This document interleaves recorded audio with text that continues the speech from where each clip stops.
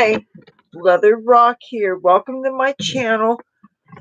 I am very cold, so I'm actually going to sit down. If you don't mind, that way I can actually plug in again. How are you guys doing today? So, I want to do some focus on local today, some COVID statistics, but what probably more people are interested in, some latest information about the Trump Plaza demolition. You probably know that that's going to be coming up on Ash Wednesday, Wednesday, the 17th of February.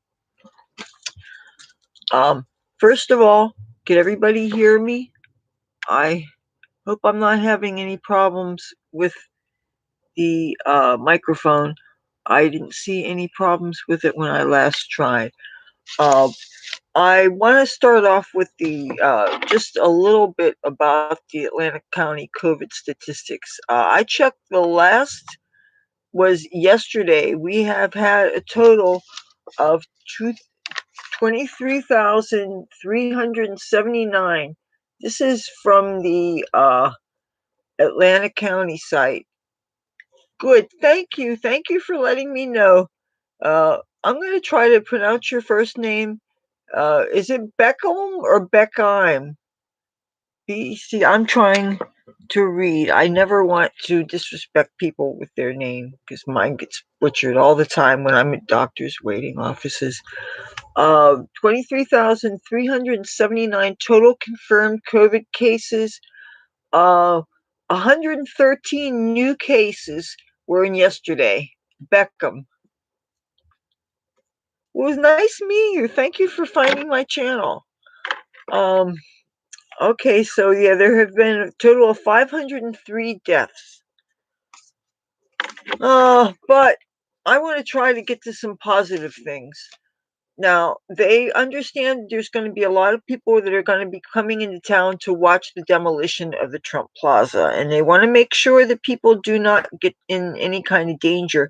So they're going to be doing some street closures that you guys need to be aware of. If anybody's going to come down here and they think that they're going to go on the boardwalk or on the beach to watch, which would have been a suggestion, even though the dust and the barricades and all that, well, now they're going to be closing the boardwalk and the beach off from Georgia Avenue to Mississippi Avenue. So the closest streets to the properties are going to be closed off so that you can't get dust in your face. And also because they're concerned about traffic and they're concerned about littering on the beach and stuff. And also, don't think that they've forgotten about the social distancing things.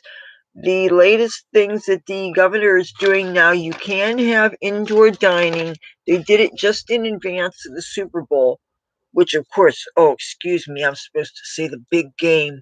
Hopefully, I'm enough of a nobody that I won't get in trouble for saying that uh, trademark name, you know. So, you're allowed to have indoor restaurant seating here up to 35%. That's what we're allowed to have. And also, it used to be where the you had a 10 p.m.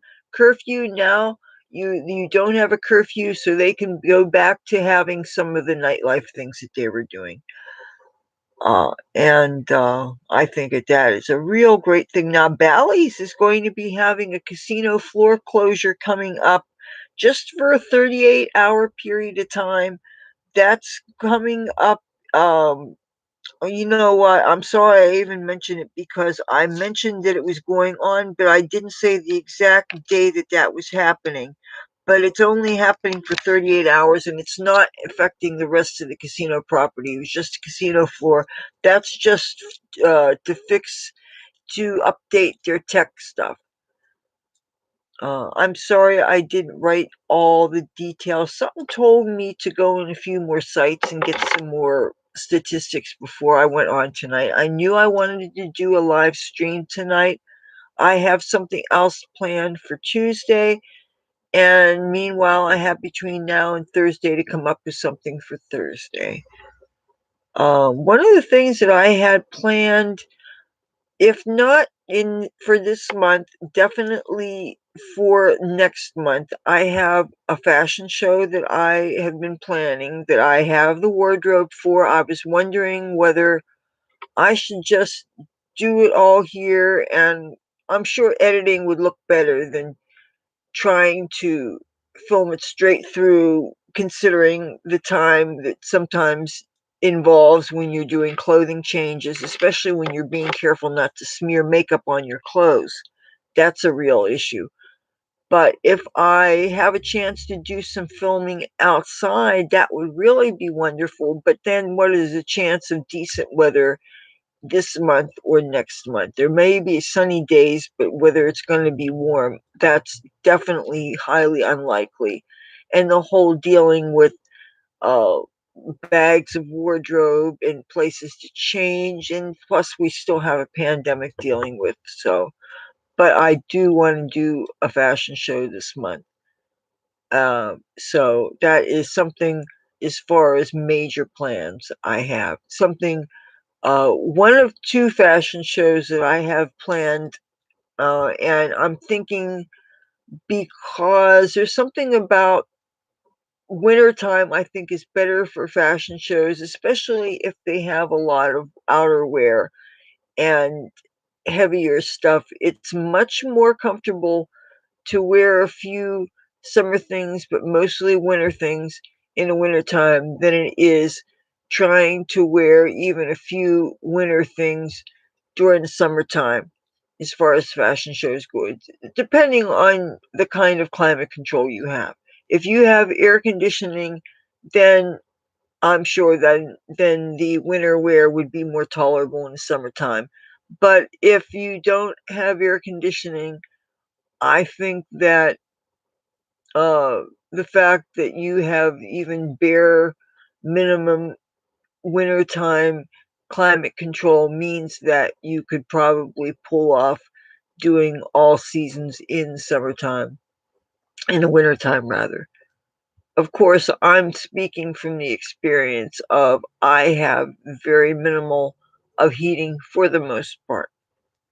So I know some people that in the coldest of the wintertime they have their heat very, very low, and they or no, they have their heat very high, and they're dressed in shorts, in short sleeves and stuff, and that's just it. And in the summertime, they have the air conditioning cranked so ridiculous, and they're still wearing the short sleeves and stuff, and I have to wear a sweater or something. Hi, Tiger. Hi, Scott. How you guys doing? Do I seem lazy to you? I'm sitting down. I wanted to sit. I wanted that way I could have my notebook to the right of me and I can be comfortable. And that way you guys can't tell if maybe I put my blankets around my stomach because I'm really feeling a draft and I'm really cold and there are no cats in my room, so I can't grab them to keep me warm. And Tabby Boy, he left. He left my room not 10 minutes before I started filming. I wasn't too surprised. He was fighting with Cassie earlier today, and late last night they were chasing each other around. And I don't know. They started in my brother's room. My brother said he'd seen Tabby Boy and Cassie getting close to each other, and she was hissing. Oh, gotta get close up look at the jewelry here.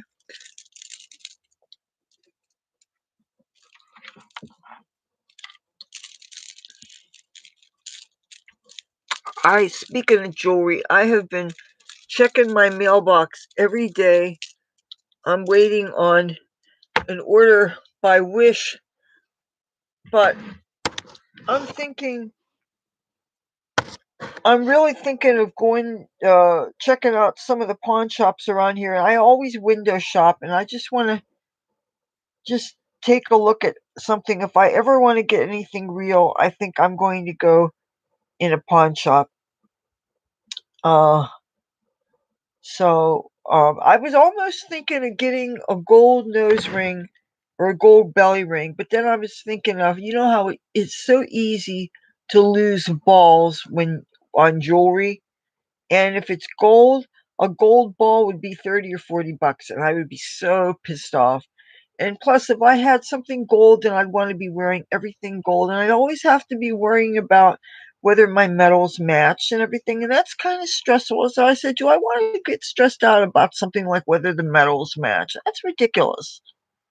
At least if I keep my piercing jewelry to the surgical stainless steel for the most part, then it's nice and streamlined and everything matches. And nobody cares if your piercing jewelry is steel and everything else is gold or something else.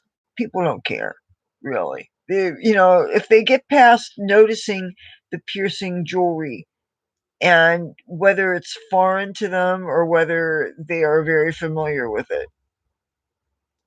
People don't tend to have uh, to absolutely not care one way or another. People tend to either really like them or really dislike them, but there doesn't seem to be a whole lot of middle ground there. But I would have posted, I would have come on today like a good hour earlier, but I was looking for a picture to post for the thumbnail. And I actually was thinking of going out earlier today. I wanted to walk around Trump Plaza and just maybe get some outside pictures, but we never got our snow melted away. We got 2 or 3 inches tops. And then we got rain on top of it, but it was only 32, 32, 33 degrees when it was raining. So the rain did not wash away any of the snow except for, well, they did a pretty good job of shoveling. Uh, at least yesterday and today they did. The day before they didn't. So there was this one little tiny snowdrift, and I climbed over it a little bit to go to run an errand, and I lost my balance a little bit, but I didn't fall.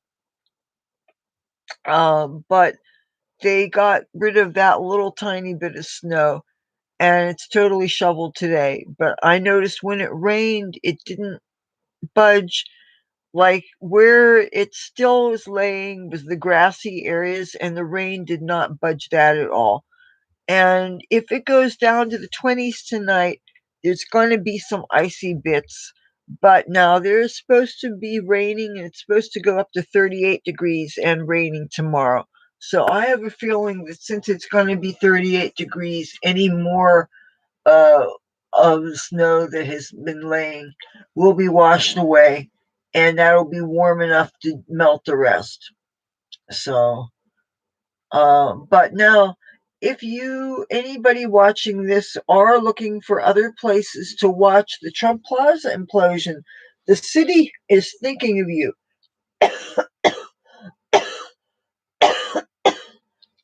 Excuse me. Uh, the birthday cake was very good. It was moist. Uh, I liked it better with the icing that I made. And the icing I make uh, involves peanut butter, and you take some chocolate powder.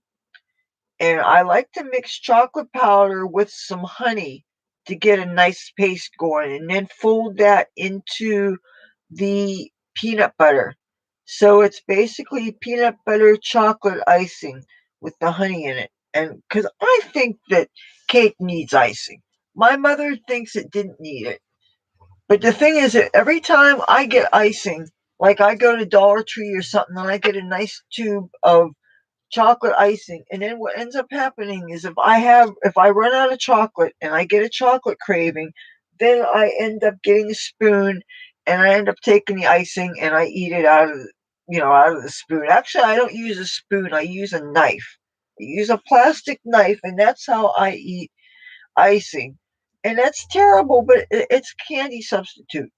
But since I found those candies, those chocolate coupons, when the next time I go shopping, I'll be able to use them, and I'm going to use them in a place that gets that where I would get a good deal for it. Hi, Emmanuel. How are you doing today? Yeah, today I'm talking about Atlantic City. So obviously not something I talk about all the time, but today I really wanted to.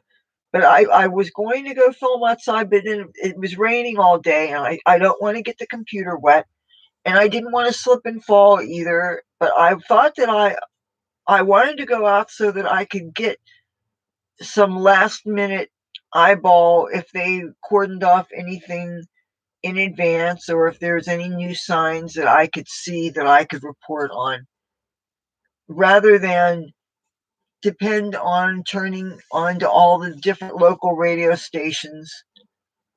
I'm staying dry. It's a Saturday, so there's no reason to go out anywhere. I'm just. Oh, there was the doorbell rang, and they were hoping there was some people, some organization that was giving out winter coats and everything. But I reminded them, I said, today's Saturday, and nobody that I know is doing anything like that. So, but but we were when the rain happened. When it was like a rain sleet kind of. It was hitting up against the windows and stuff. The snow was pretty nice looking. I took some pictures of it. Uh, it was snowing. It was falling, but it started off with these really big flakes, but it didn't really. Well, you know what? My mother didn't want to really deal with. Or can I imagine her walking around outside or something? And plus, she doesn't like crowds, and my mother doesn't like it, especially some restaurants. The voices of the people echoes and can get really loud. One time I was in P.F. Chang's in Tropicana, and I love Chinese food. Okay, I could never complain about a Chinese food place, or I could count on one hand times I've been disappointed in Chinese food. But I was at P.F. Chang's in Tropicana, and that place was so loud. The conversation of the people was just really, really, you had to yell just to be heard at your own table, the people across from you, because the people around you, the ambient noise was so loud. And then there was music on top of it. The music wasn't too bad. But I really prefer Chinese food, or Thai food is really wonderful. I can get into Vietnamese food. Their soups are quite wonderful.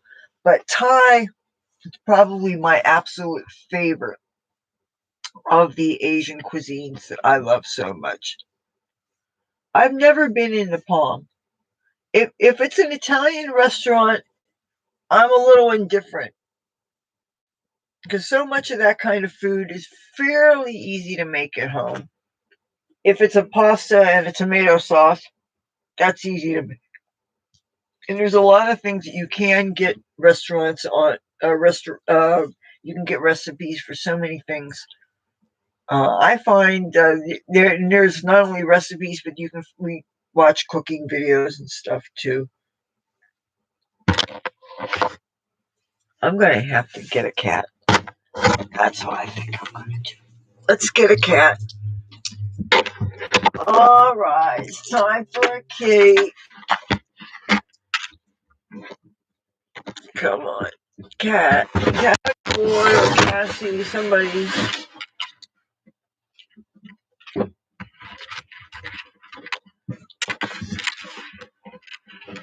Oh, look who's here. Look who's here. Look, there's that Cassie. Oh, and then look who's here. My tabby boy. Oh, yeah. Right here. Because tabby boy, lately, he's been getting up on the table, and he's not supposed to be on the table. But oh, my tabby boy. Oh. The Palm is an Italian restaurant, and I've never been inside there. I'm really not into Italian food that much. The Italian food that, you know what Italian food I love the most? Well, besides the spaghetti and clams that I make, there is this. Now, I don't know that it's even Italian. It's squid. Belly Button King, hello. How are you? I'm all right. See, now I don't understand why you have two Italian restaurants next to each other, but I love squid. Squid and garlic sauce. And garlic sauce is actually an oil that the garlic is infused in. And you can get this in tin cans. See what companies make it. If there's any luck, I might have an empty. See, I know that I like to talk about some food and stuff, so I actually save some packaging so that I can talk about it on YouTube. But then again, sometimes with the food, it's really ghetto to be saving empty packaging of food. That just looks slovenly, and it could even invite critters and things, and nobody wants to take a chance on that. So I guess I don't have it. Otherwise, I could tell you the brand name of the squid and oil, but you can get it either in olive oil or some kind of vegetable oil, or you can get it in this garlic oil. And Goya is one of the companies that makes it. Cento is another company that makes it. Oh, oh, here it is. What? Okay, Mom, that's nice. So anyway, this is another company that makes it. If you ever have a chance to get these, they are wonderful. They're good on white rice. Add a little bit of salt and pepper to it, but these are good. You can get them. I found them for about $1.49. If you're lucky, you might be able to get them for $1. It depends. I think they're just really, really, really wonderful. Oh, look who I am. I have a Cassie girl. I have a Cassie girl. Hello. Say hello. Hi. Oh, show them what you're doing. Oh, I just finished. Oh, you can't really see it. Oh, we gotta see. Well, come into the kitchen. There's a better light. They want to see. You know they do. I wasn't. Just passing through. She's just passing through. I'm gonna ambush her. Either that, or I'm gonna start talking about Dr. Anthony Fauci. Let's see. Oh, Finished one. my mother loves to color. And I love seeing her get really enthusiastic about things. And this is.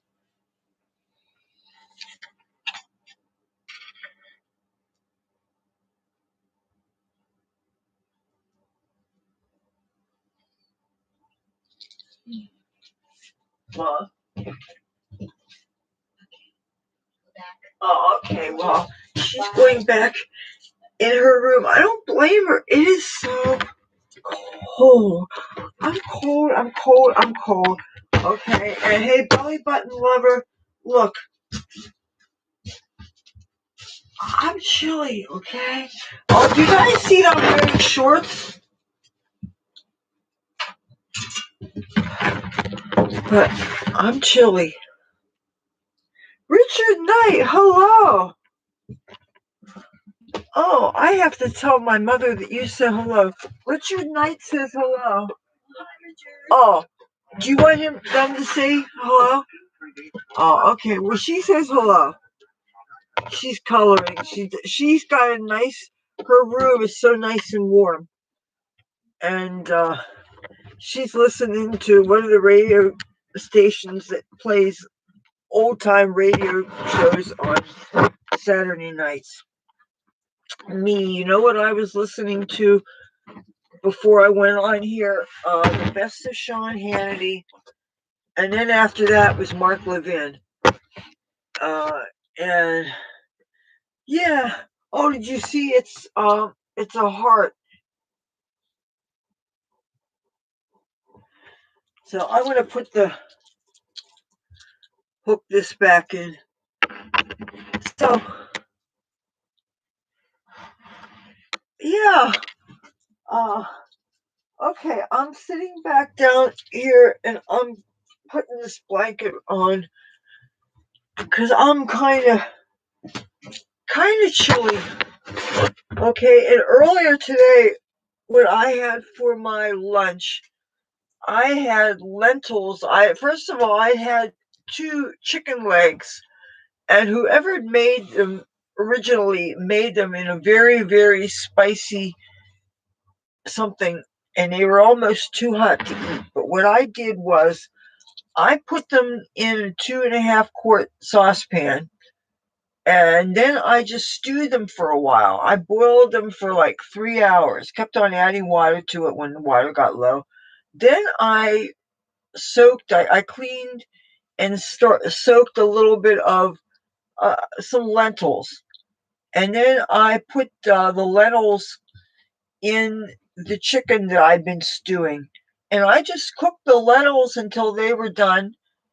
I threw in some rosemary, threw in some oregano, and I threw in some more salt. I sure didn't add any more pepper to it, and I didn't even bother. I took the gristle out because I think that's pretty disgusting. I gave that to Cassie. Took the other bones out, put them in the trash. Since they were already cooked to death, I was no sense saving them for soup like I usually save bones for soup. And so anyway, I that was my lentils. That's what I had. I tried not to eat before filming, but I was so hungry, and I knew that I was going to be even more hungry. My sleep schedule is so messed up anymore. Hi, Char. How you doing? I am so screwed up so many times. I wake up and fall asleep and wake up and fall asleep. Well, last night I actually fell asleep around 7:30, 8 o'clock at night. And I woke up around 11:30, and I went back to sleep. Now, each time I wake up, I set up certain things on my computer here, and I work my day job tasks. Since I'm down to one computer, I have to do all the work on this computer, except for when I'm doing YouTube related things.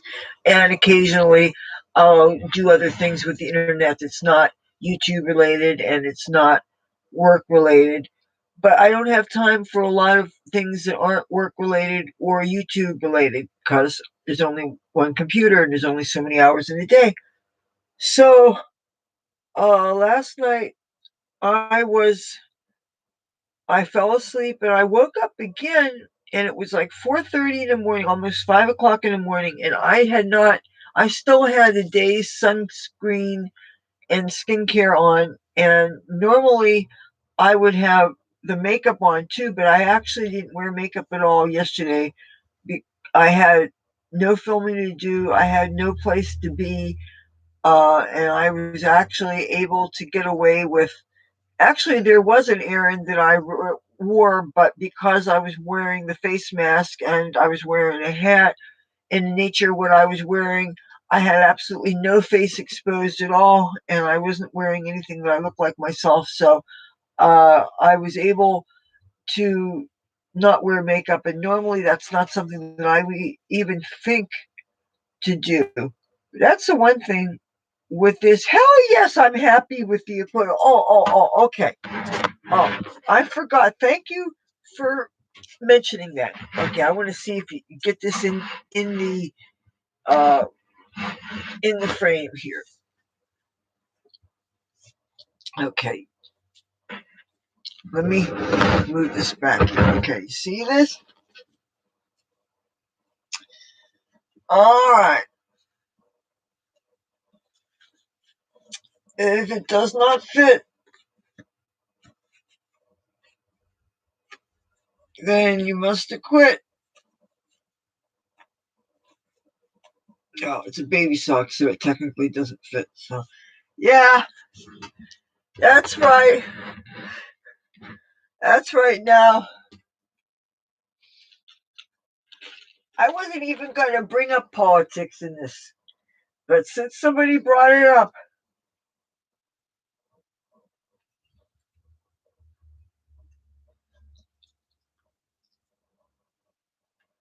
now we're going to leave them alone. Thank you.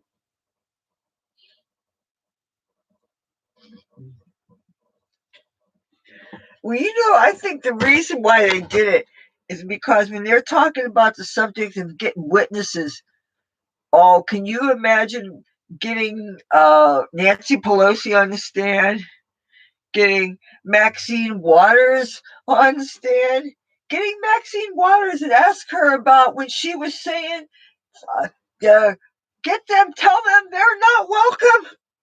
Tell them, getting in people's faces, telling them when they're in the gas stations and they're in the restaurants, get in their faces. And that's not incendiary. That's not encouraging people to get violent against people like us. I'll tell you something. All the news and stuff, since even on the news breaks on the talk radio stations, the news has been so negative. All this stuff about the impeachment, and I have. How long have I been a Trump supporter? Oh, geez. I have been a fan of his, I'm going to say, since before the 90s. My mother used to send me newspaper clippings about Donald Trump when I was still living in Los Angeles. So, and I have met such a great community. See, I used to be a Democrat. And when I was living in Los Angeles, I was surrounded mostly with other Democrats, but life experience switched me toward the right. And then, of course, that thing called 9/11.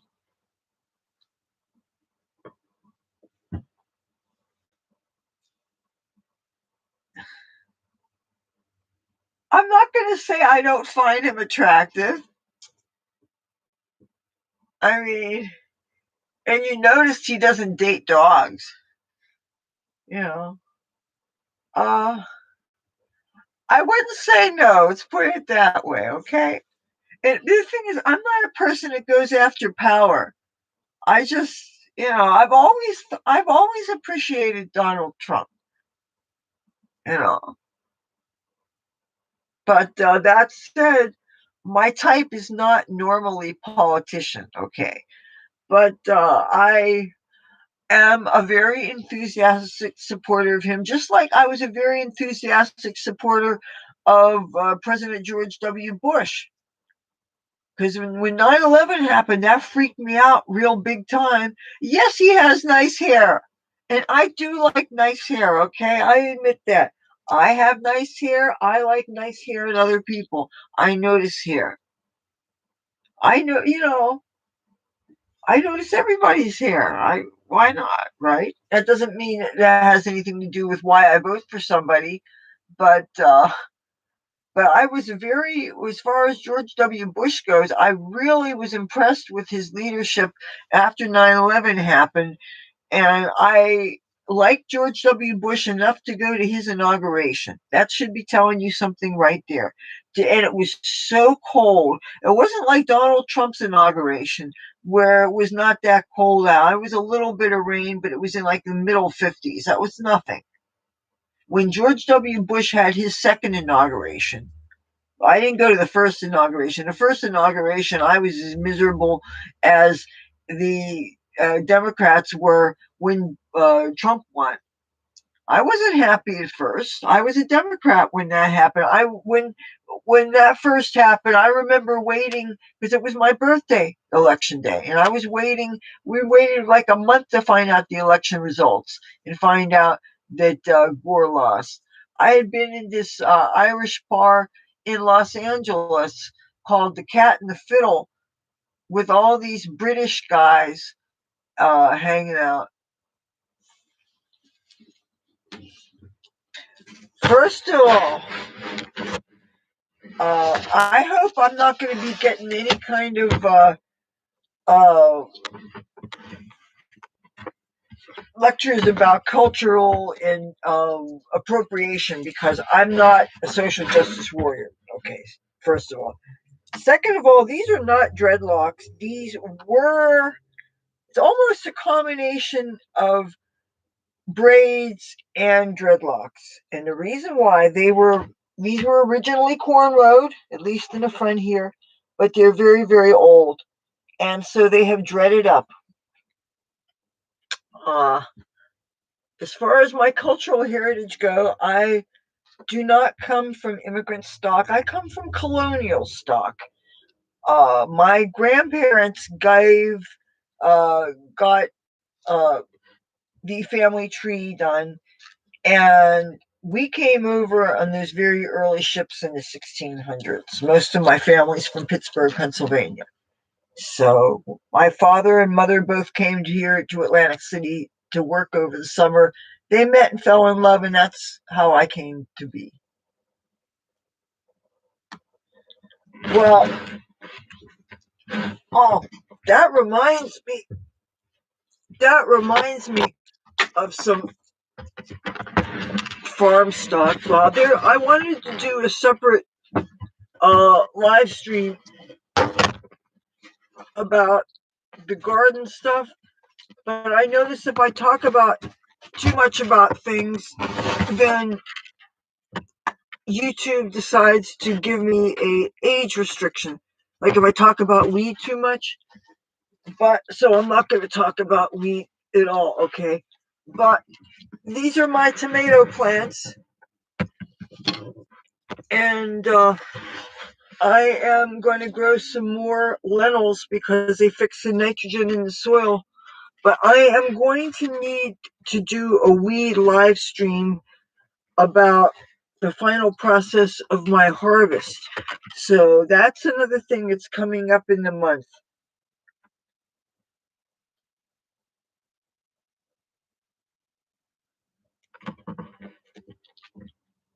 The philosophy of weed, I think it all depends on the inhaler because people use it for different reasons. Some people use it more spiritually than others.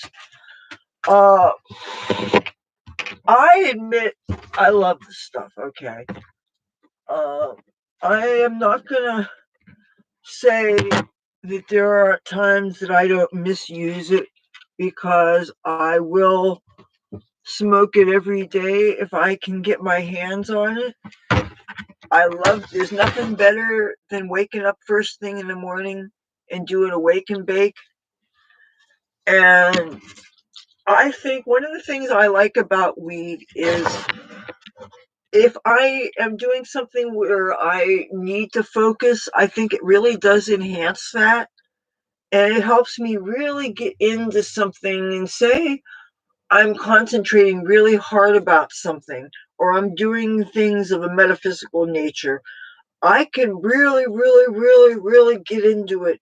And if I need to feel emotions really strongly because I'm raising energy to do to do the great work, weed helps me really concentrate. Oh, you take the edibles? I'm a little nervous about them. They say that you can't, at least with smoking, okay, I think I'd like to take one more hit or two more hits. But what happens if you eat too much? And then plus you eating and you figure you have to wait an hour to see it come on. Yeah, the music does get more detailed. I really like vinyl. But now I don't like listening to new music these days.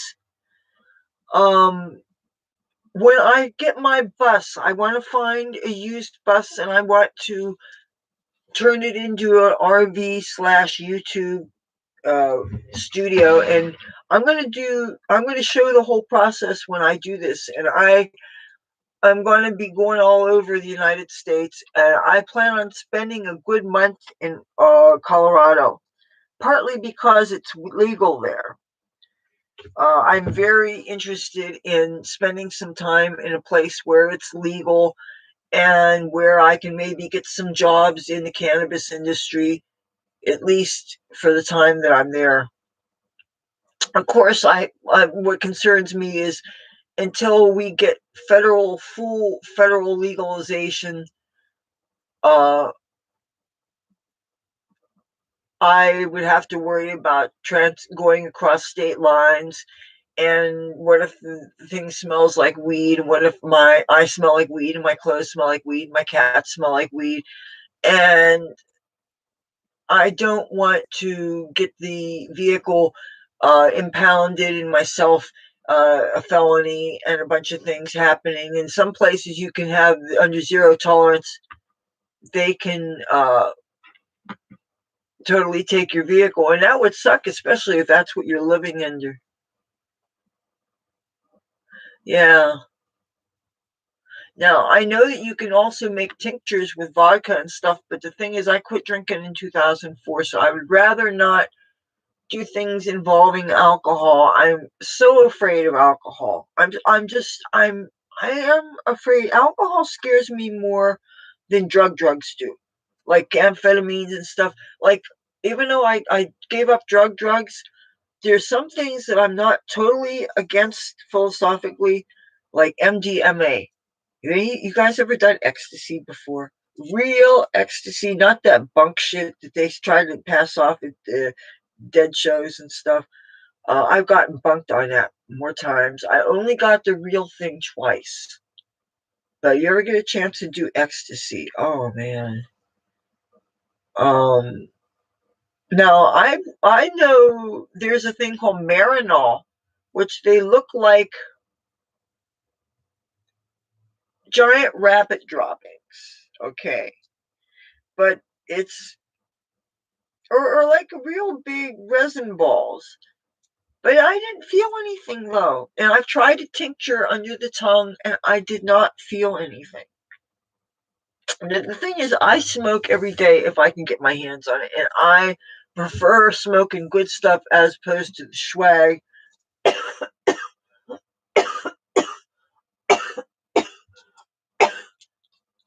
Oh, what I was smoking today, I was smoke. I was coughing so hard, and I was trying not to because I didn't want to be heard by the people I live with.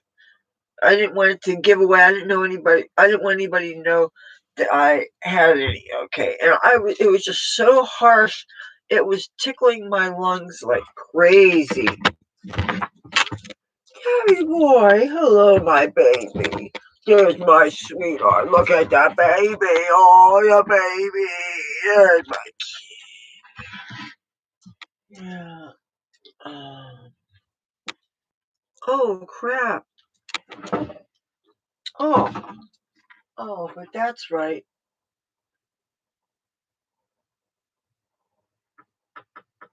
Okay.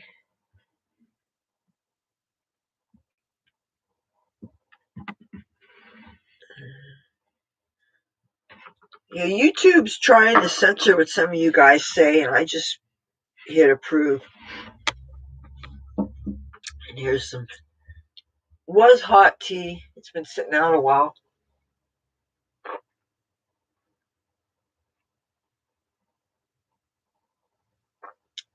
This tea had honey and lemon in it. But you know what? The honey was not good in this tea. My tabby boy. Oh, my tabby boy. I love my tabby boy. Come here. I want to show everybody my beautiful tabby boy. Look at my baby. Look. Oh, see my sweetheart? This is my sweetheart. You know what else I'm going to get? It's going to be in my bus? I'm going to get a litter genie or a litter robot at that special $500 cat litter box. It's an automatic self cleaning cat box. It's gonna cut down on the smell. I think that would be a really great investment.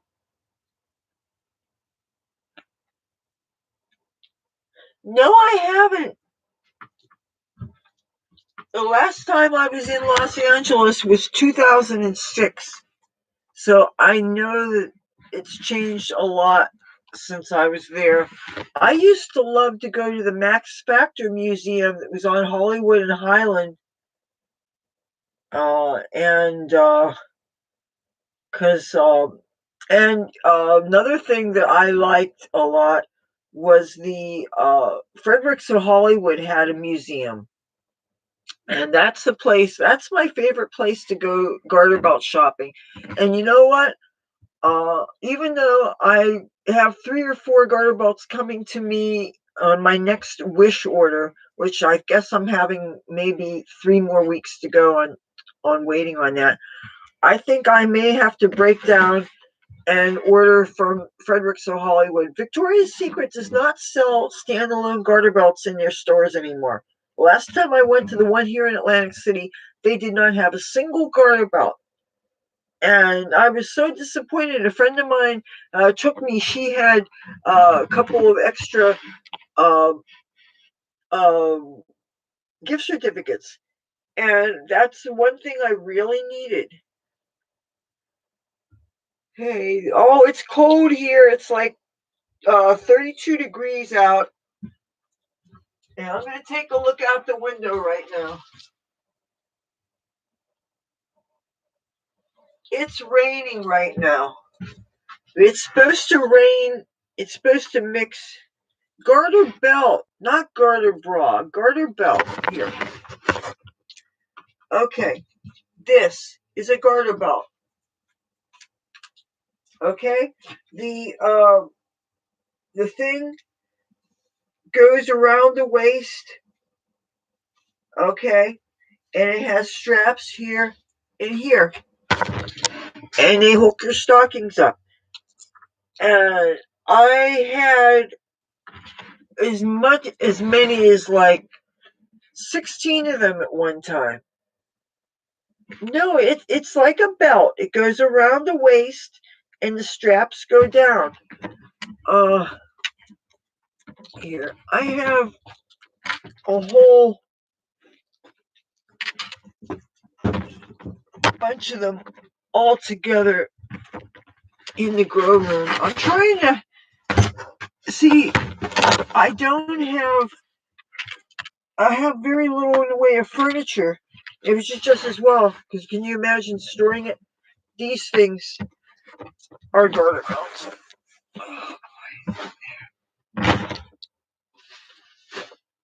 Here. This is a garter belt. You see? This stuff goes around the waist here. These hook up the stockings.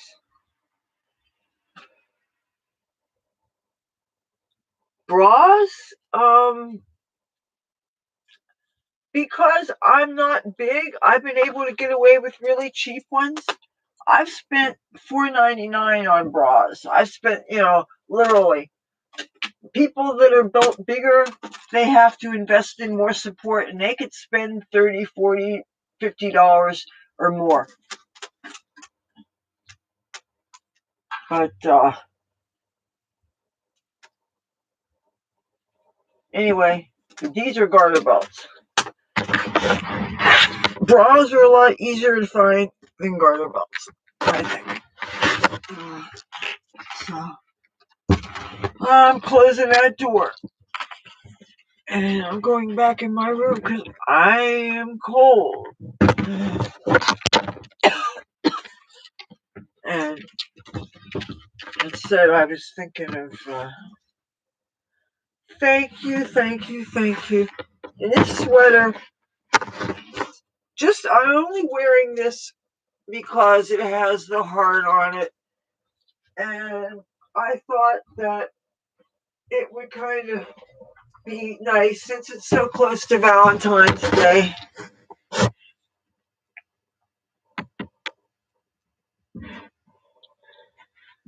Yeah, I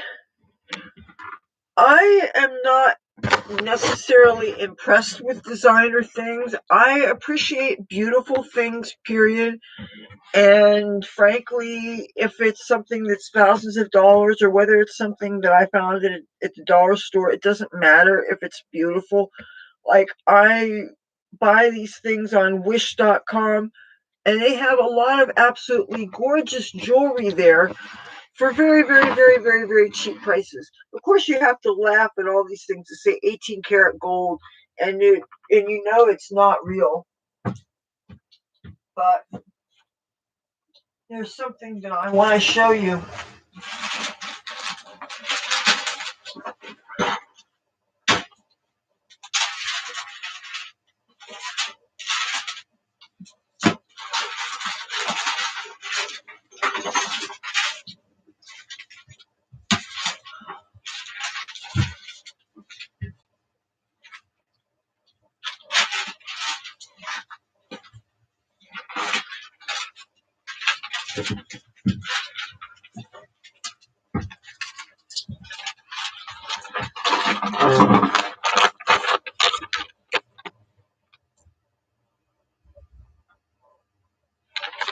Oh, that's not really what I wanted to show you, but I did kind of like the picture. But one of the magazines that I get, and I get them for like 6 months to a year at a time, just from filling out surveys, I get these offers of these magazines. And one of them that I'm reading is called Town and Country, and it's mostly for all about rich people and their lives, and they buy jewelry that costs more than a lot of people's houses, and they do this very casually, but I think the articles are very fascinating, and I like to learn about I get, you know what I typically get the most inexpensive things that serve my needs, and I have enough bras for probably 2 more lifetimes, so there's nothing more I need in that thing. What I need is garter belts. I don't need any more bras. But what I like to do with these magazines that show these really rich things, like for instance, these every month, their horoscopes, they show rings, and these are all thousands and thousands of dollars worth of rings. The bottom always shows price. Like for instance, this ring here costs $18,575. I'm not going to read you each one here, but what I find inspirational about these things, first of all, they're beautiful. It doesn't bother me that they're very, very, very, very expensive, and I most likely will never buy any of these things, even if I had the money. But um, um, my information, you can find me on Facebook. Because that's the only video chat thing that I know of, and I don't have a cell phone. I mean, I have a cell phone now, but I have never gotten it connected. So, um,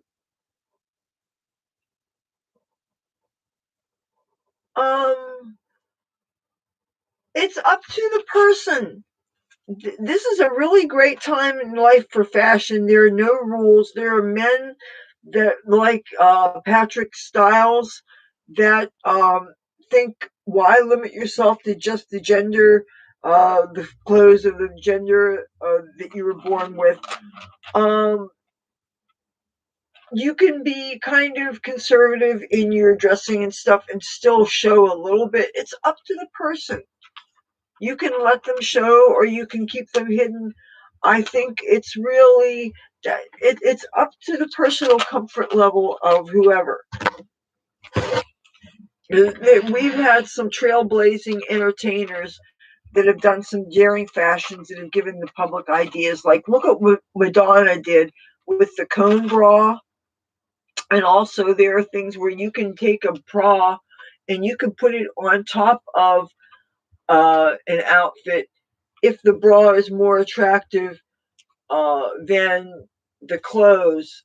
But you would still probably wear a bra underneath it, but just don't wear the bra on top of it padded, because if it is otherwise, if they're both padded, it's ridiculous.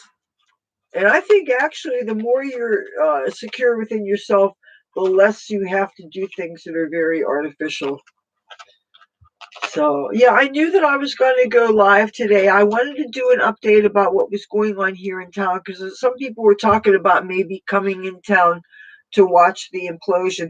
Oh, here's something else that the city has set up for people that want another place to view the Trump Plaza demolition.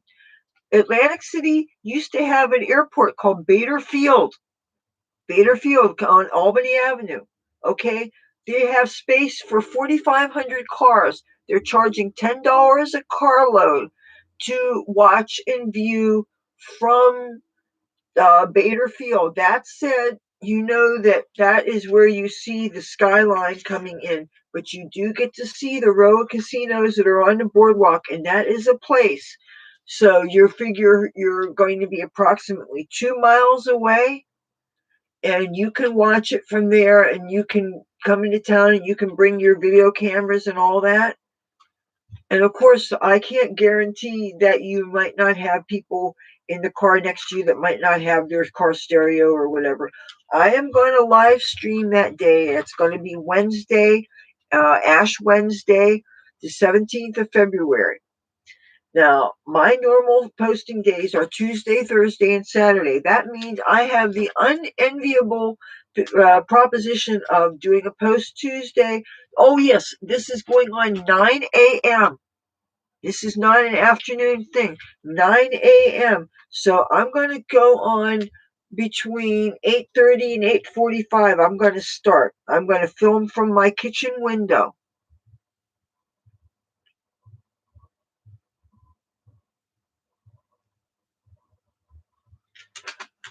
As far as fights go, I try to avoid fights. I have body piercings, and my face is kind of what I make my living off of. So, because of that, I can't afford to get into fights. I keep my face away from people who've got the swinging fists or whatever. For the most part, occasionally I have been the victim of some violent crimes, but for the most part, I try to stay away from aggressive people. And if I think there's angry mobs running around, I try to keep a low profile.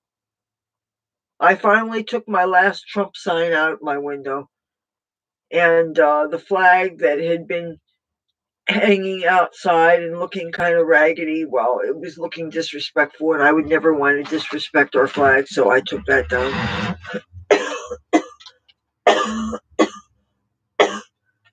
Oh, but yeah, I'm going to sometime this month. I want to do a fashion show. It'll probably have to be indoors though. It would be so nice if I could get a warming day and I could do some things on the beach, but it couldn't be a live stream though of the fashion show. And yeah, where I would be a fighter is if I was in Washington D.C. and I got into, like, let's say some Antifa people or Black Lives Matter decided to start up with me because they didn't like me, because they didn't like that I was white, or they didn't like that I was a Trump girl, or whatever reason, or maybe they didn't like the fact that I was smoking weed uh, with a group of people, and they said, "Hey, what are you smoking with her for? She likes Trump." And some people seem to think that you can only be friends with certain kinds of people based on your politics, and that's ridiculous. I mean, look at me. Do I look like I have limits on the kind of people I'm friends with? You can't limit yourself in life. Most of my friends are not uh, necessarily like me, but some are in some ways. You know, my friends in Los Angeles don't tend to share my interests politically. And the thing is, the people in Los Angeles who tend to share my politics, I am very, very unlike them in so many other respects. Oh, I'm going to have to refill her water bowl. I want to light this candle. So, yeah, I am careful how I choose to assert myself. This has not been the season for me to be brave, mostly because of how the neighborhood is here. It's really, really, really treacherous. Though, in a way, the COVID-19 is a bit of a blessing because it gives you an excuse to not be out socializing and stuff, and the excuse to wear the mask and keep most of your face hidden. And it makes it so easy to wear disguises and stuff, so I'm able to do certain things like uh, check the mail or even go to a corner store and stuff. Yeah. And I do that sometimes, Thomas.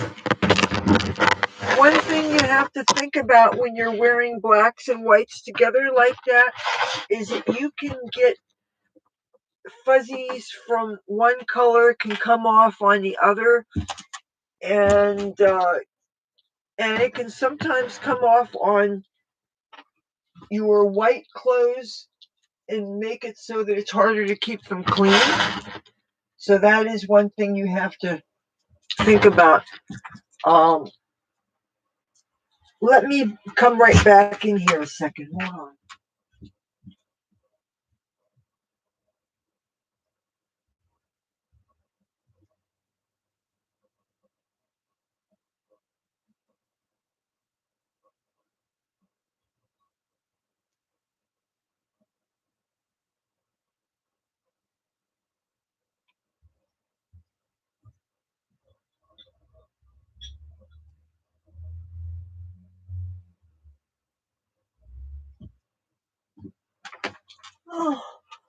Oh, this room is so cold, you guys.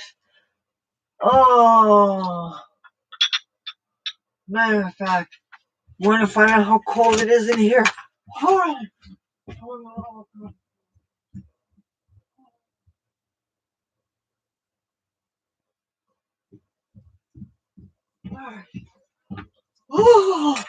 Oh, you guys. Oh, it must be nice to have real normal heat. I like to be able to prove when I tell you things. Okay, this is a thermometer, as you can see. This is an outside thermometer. I want you to know how cold. Uh, well, this is a sweater, and sweaters are not see-through, so I guess you have to guess, huh? Oh, it's cold, it's cold, it's cold, it's cold. Oh, it's so cold in here. Do you know how cold it is in here? Ah. Uh, uh, uh, you can't see too well. I can't see too well. Uh, this says 65. It may have been 65 in the kitchen. It's lower than 65 in here. I guarantee it. It is so damn cold. Oh God, it's so damn cold. I am so cold. Oh, you guys, you don't know. Um, uh, yeah. Oh, I'm so cold. You know what? What I can do temporarily? Oh, here. Uh, uh, but you can't tell because I'm wearing this sweater, and anything you can't see through. You cannot see through sweaters. There's a reason for that. But anyway, I have to give myself some kind of coverage because I'm really, really, really cold in this room. I'm so terribly cold. But the reason why I'm in this room right now, the reason why I'm in this room, oh, and this isn't really doing any good because this doesn't cover me down there, is because I can click this door shut all the way. The cats can't open it. Well, except Tabby Boy sometimes does. I wanted to do something, but I'm going to keep my back turned because I don't want to be a bad influence. It sounds like we're having more rain outside, and it seems like the temperature is going down to 22 degrees, which means it's not raining, it's freezing rain or sleet or something, but it's not snow. And I can tell by the sound of the traffic outside that it's definitely the sound of rain.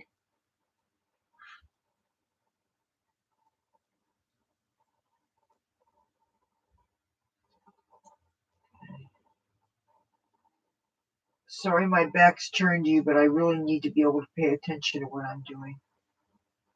Because if I was to spill something, I would be extremely, extremely disappointed. 35 and raining. I'm looking outside, and any snow that had been on the roofs of the cars is totally rinsed off. But no, it's not. It's so cold, the snow is really not washing away. There is a bus across the street, and it still has snow on the roof. There's still snow from in between parked car places that is out there. And yet I can see wiggles over puddles, which means that there is puddles that are not totally frozen across the street.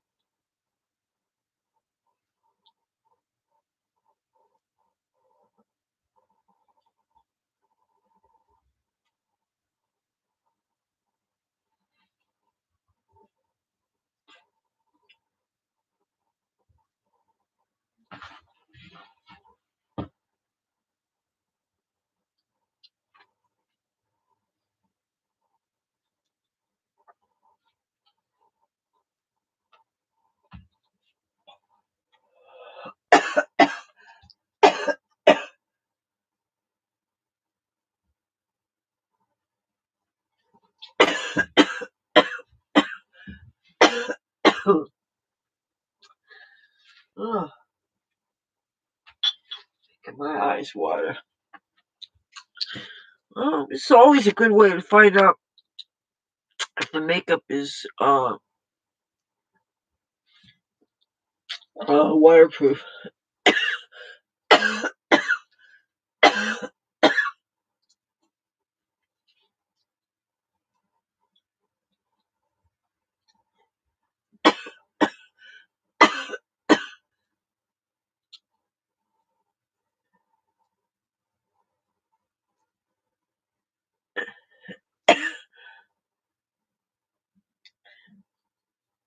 I would think getting on top of them, you would have more power. Because just because you're in a headlock doesn't mean that you're totally in control. Because, headlock, depending on whether they're cutting off their breathing or not. And, cutting off people's breathing is frowned on now. They are gutting police departments' abilities to do certain things to the point where police are often being told to stand down. Like, look at what's been going on in Seattle and in Portland, Oregon.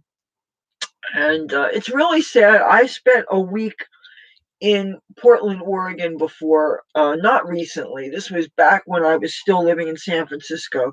And I thought it was a beautiful town. I loved it. I loved it for its liberal ways. At the time, I was very liberal myself. Uh, you want to, if you've got somebody restrained, you want to keep them restrained because you want to keep in control for as long as possible because you figure the longer the person is restrained, the more angry they probably are because you've got them at a disadvantage. And as soon as you break the lock and you get them free, they're going to be very, very angry. And as a woman that's been through domestic violence, I know a thing or two about angry other people. Okay. So I think that it's important to gain the upper hand, do some incapacitation, but if you're dealing with a situation where you have to be careful of the laws that you may or may not be violating, it's best to try not to have weapons, and it's best to do some kind of incapacitation, and then if at all possible, get the hell out of Dodge because you don't want legal repercussions. And also, you have to worry about, are people going to be whipping out video cameras and things, and you don't want to be noisy because if you do, people are going to be filming it. And a lot of times they'll edit it to the point they'll only show when you're defending yourself, and they won't show what happened in the beginning that caused you to do what you're doing to defend yourself. And so what oftentimes is they will try to destroy people's careers just by showing a little bit of things and showing it out of context. And people don't care. They will destroy a person's future. They will destroy a person's career. They will do all these things. Look what happened to that country music guy. I don't even remember his name. He was drunk and he was trying to protect one of his friends from actually, who was drunk, getting back in the car and probably drinking and driving and stuff.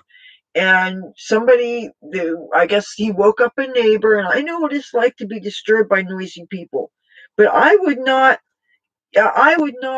videotape somebody catching them say something that maybe they shouldn't say, and then say, "Oh, this person said this bad word." There's times when I do believe snitching's okay. Like if somebody's torturing an animal or something, yes, obviously rat them out. If somebody wants to be a terrorist, yes, you rat them out. But if somebody's saying a word, my God, that's ridiculous. The guy was drunk. That means we all have to worry about drinking now. And there's a reason why I don't drink anymore. And I am so terrified of drinking. But if you're going to make it so that there's a word, and oh my God, but most people can say the word, except for some people can't say the word. And you're going to destroy somebody's life because they were caught saying a word. It's a fucking word. I mean, this whole cancel culture, this thing, and uh, what they did to Mike Lindell, what they are doing really to Republicans all across the board. Anybody that was faithful to Trump, anybody that was against the Dominion voting thing, you have to be so careful what you had to say. Um, I have handcuffs. Okay, so if I really had to restrain somebody, I could. In my storage in Los Angeles, I have wrist restraints and I have ankle restraints of the kind with buckles on it, and they're real comfortable, and they're the kind for play, okay? But that said, they're the kind that are sturdy enough that they could be hooked onto equipment and stuff. So that could be fun. As far as the kind of fighting that you're talking about, where you're actually having a bad situation, I don't tend to get myself in those situations. If I'm having a problem with somebody, my technique involves evading the person. My technique involves hiding and avoiding them. And when I see that they're going a certain street, going the other direction. That's my talent in life. I try to stay out of trouble as much as possible. I'm not looking for trouble. I'm not looking for people. I have real cuffs. I'm trying to think where they are. If I'll show you if I can think where they are. But right now, right now, you know what I'm interested in doing right now? Something involving something green. But after that, because I'm going to try to think, I think because the whole nature of handcuffs freaks people out, I think I may have packed them up because since I would like us to be moved in 3 or 4 months, definitely before the summer, even though with the pandemic, moving is always hard. But the less things are out, the better, and things that I can't see really needing access to, why do I have to have it out? So it's better to what I like to do is de-escalate things. Um,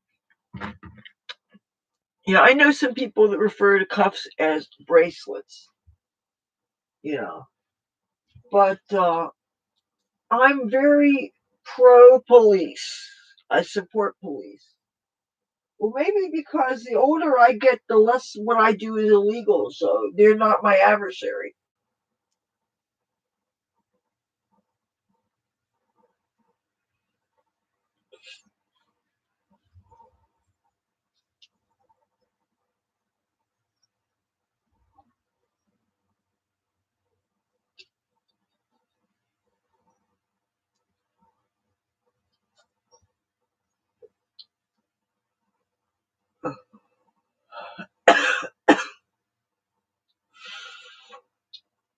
Still waiting for us to have a place where we could go buy stuff.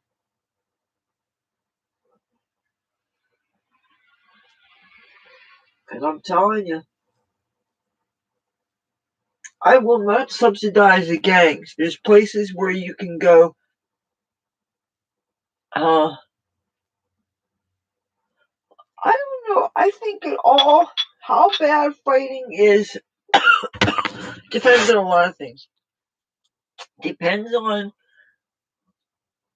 if there's advantages of sobriety versus intoxication. Because on one hand, the advantage a drunk has is the fact that they are more willing to be violent and be dangerous. But the disadvantage of being drunk is you're more likely to be careless.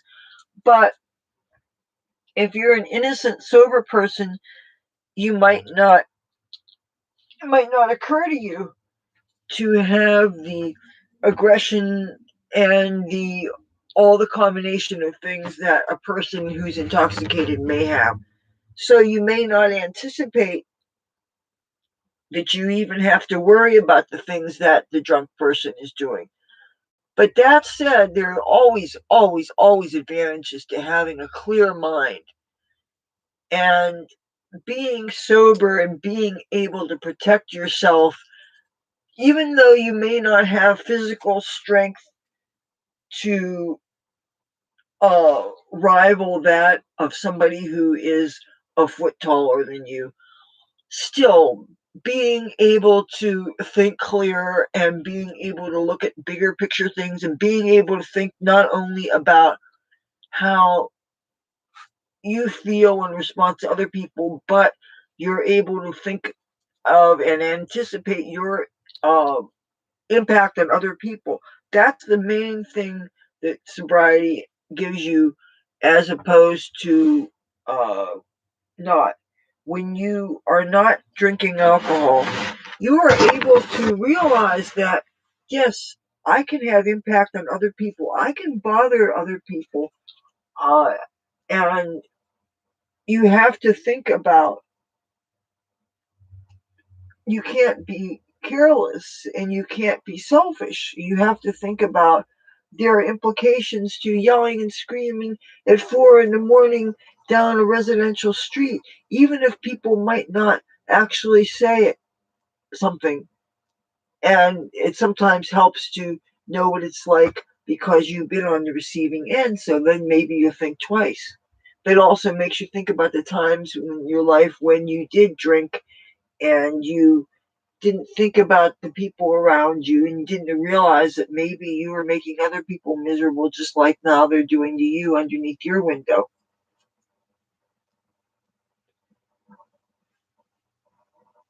Um, I don't have any play stuff, but I'll tell you what's play cups. If you've ever seen the Motley Crue album Too Fast for Love, he's got the cuffs attached to his leather pants and his thumbs in them. Those are play, and they have levers. Now the ones with the buckles on them, they're used for BDSM, and they don't look like handcuffs. They are restraints. They go around the wrist like this, and they have little buckles on them, kind of like belts, but they're called restraints. Handcuffs are handcuffs. There's a difference. Uh, Let me look for something. Hold on.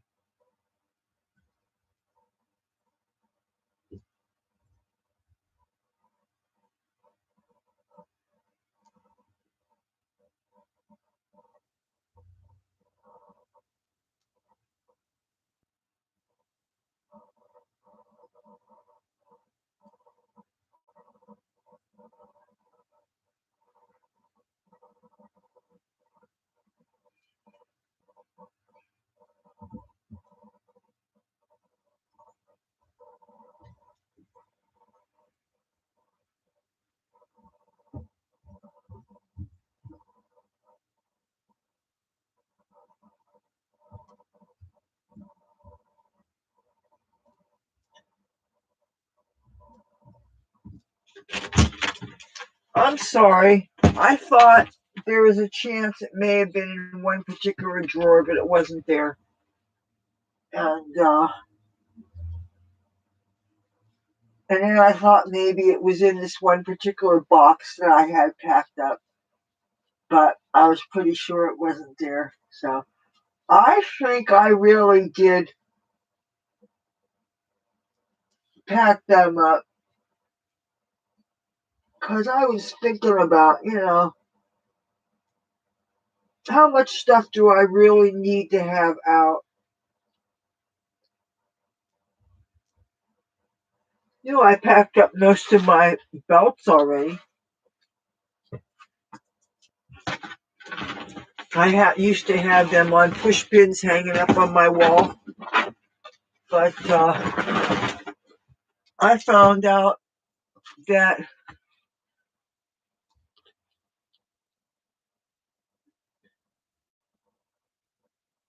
that's not funny.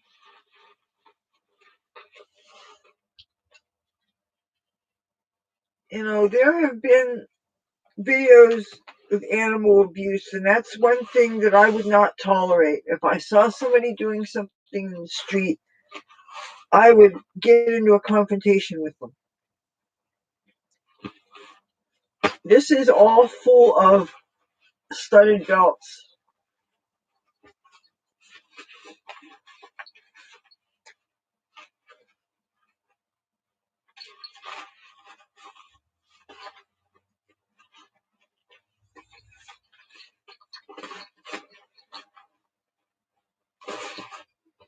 It must be 20 something belts.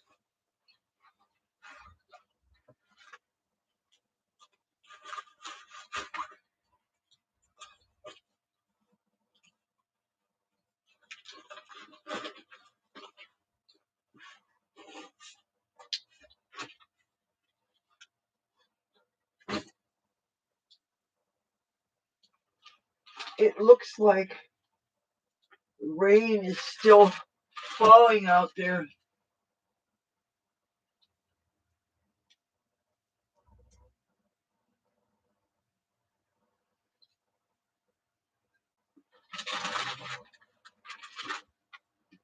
Yes, it sounds like the rain is still.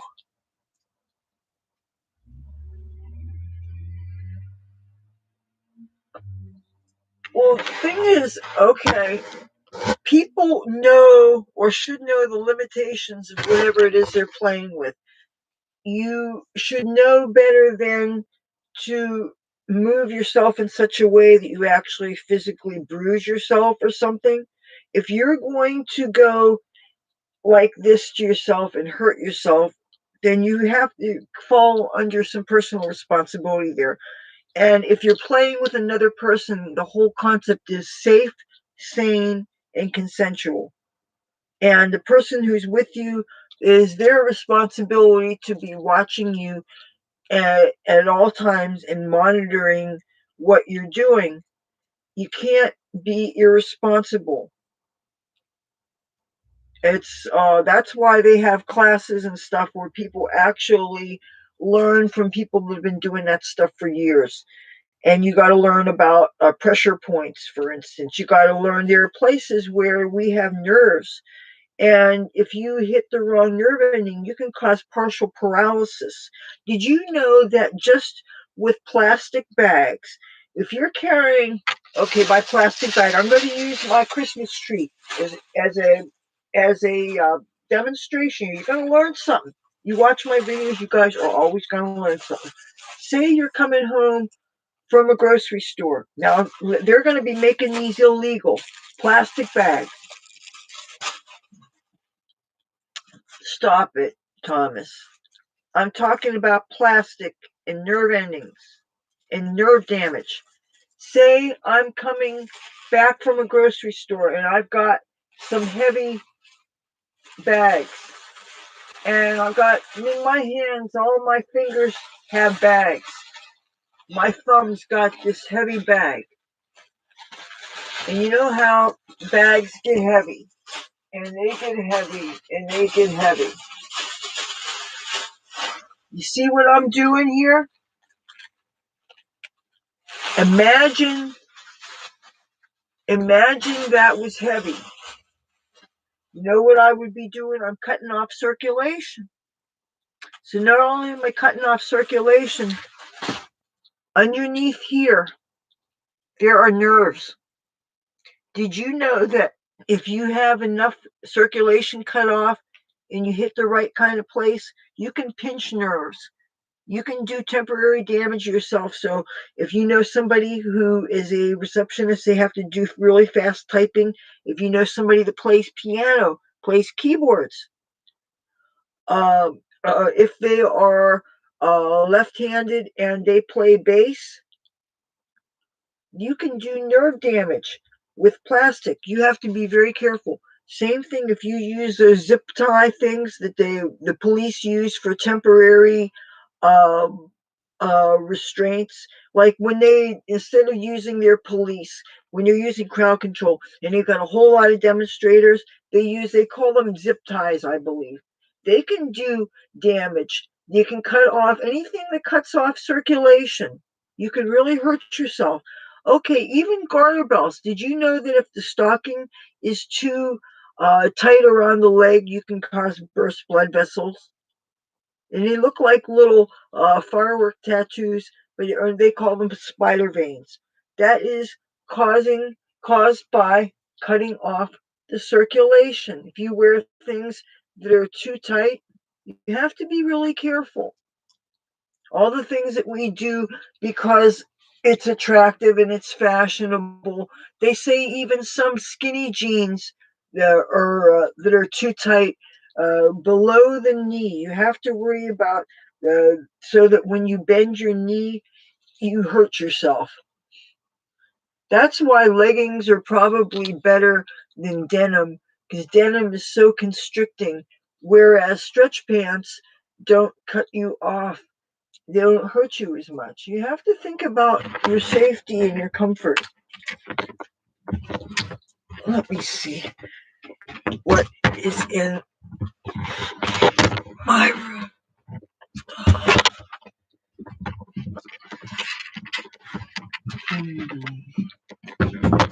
Tabby boy, I see my tabby boy. I see my tabby boy. Oh.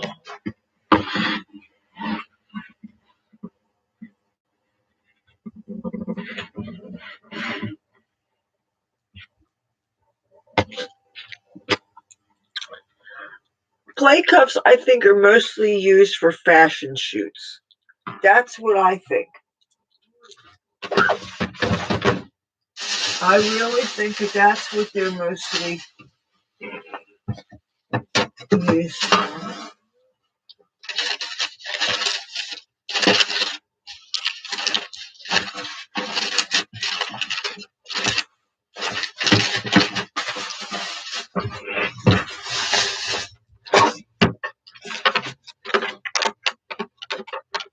Tabby boy.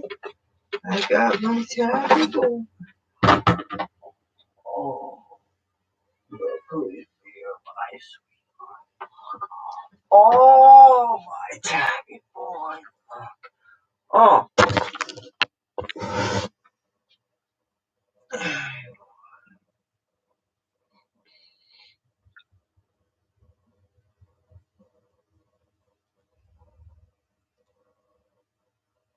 Actually, let me tell you something about likes and dislikes.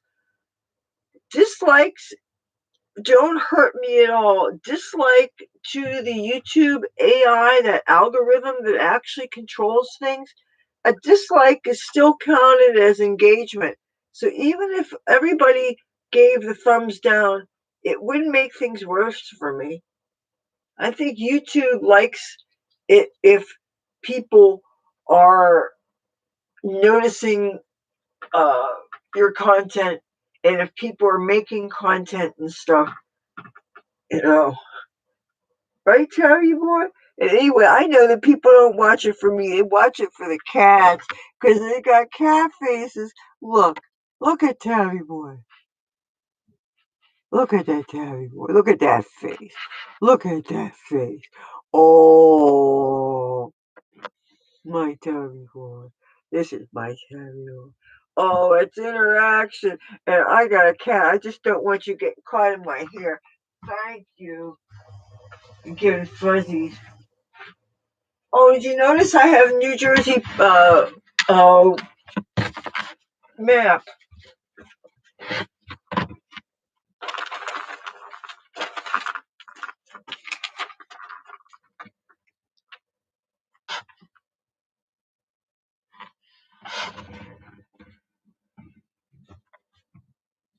Well,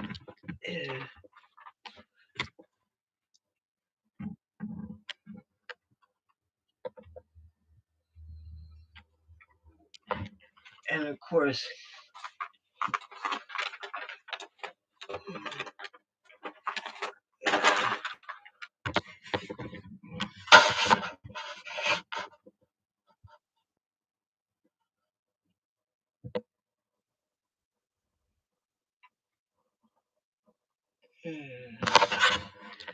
but I want to see something else that's really, really, really near and dear to my heart. I mean, so very special. Just let me move some clothing. Ah,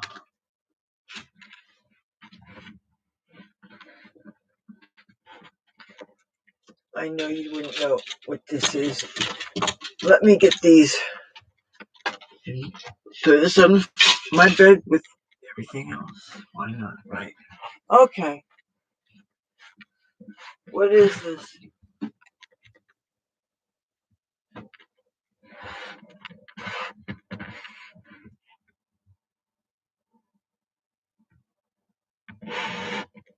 You don't know what it is?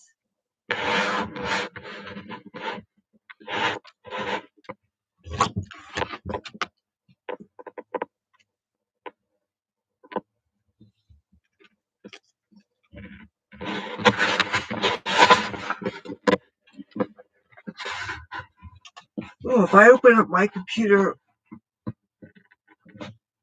more, it really. This is Los Angeles. Down from San Pedro and Long Beach. This goes up the coast.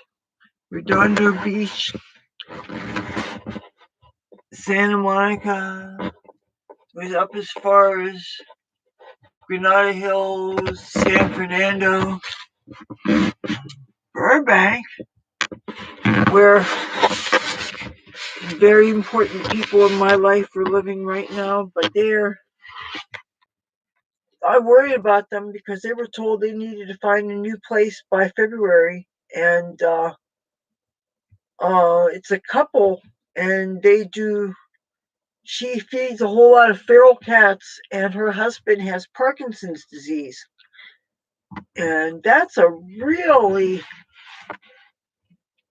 difficult disease to have. You really, if you have somebody that has that in your life, they really have their hands full, and plus the uh, rents are so obscenely expensive. They had an apartment, and he was a handyman for their apartment complex, so the rent was included, and that help is very helpful. Obviously, whenever your rent's paid for, and then when they had to find another place to live, one of their friends happened to have a spare room in his house, and that came in handy. But when you have not only you and your spouse, but you feed feral cats, and do you have any idea what it's like to transfer a feral cat colony? You have to have all these cages, these traps, and you've got to trap all these cats, and then you've got to have outdoor cat feeding structures, which most cat people have anyway, but you have to also have those outdoor cat houses. They call them dog glues. Yes, Michael J. Fox has it. So, and that's a great thing when celebrities get these disorders, they at least publicize them and make them more human so that they're not so foreign. And if you find friends that have them, like now, whenever I read articles about that, I think about my friend. He used to play guitar. He doesn't do that anymore. He used to do martial arts. He doesn't do that anymore. And that's the thing is, these are friends that a lot of times when I would couch tour, I would stay with them for a while. And I always wanted her to go with me, like when I went off to San Francisco and stuff, but she kind of liked their creature comforts and stuff. And now I realize that since she and her now husband, they were, after 28 years, they finally decided to get married. And so they have been together like 31 years now, I think.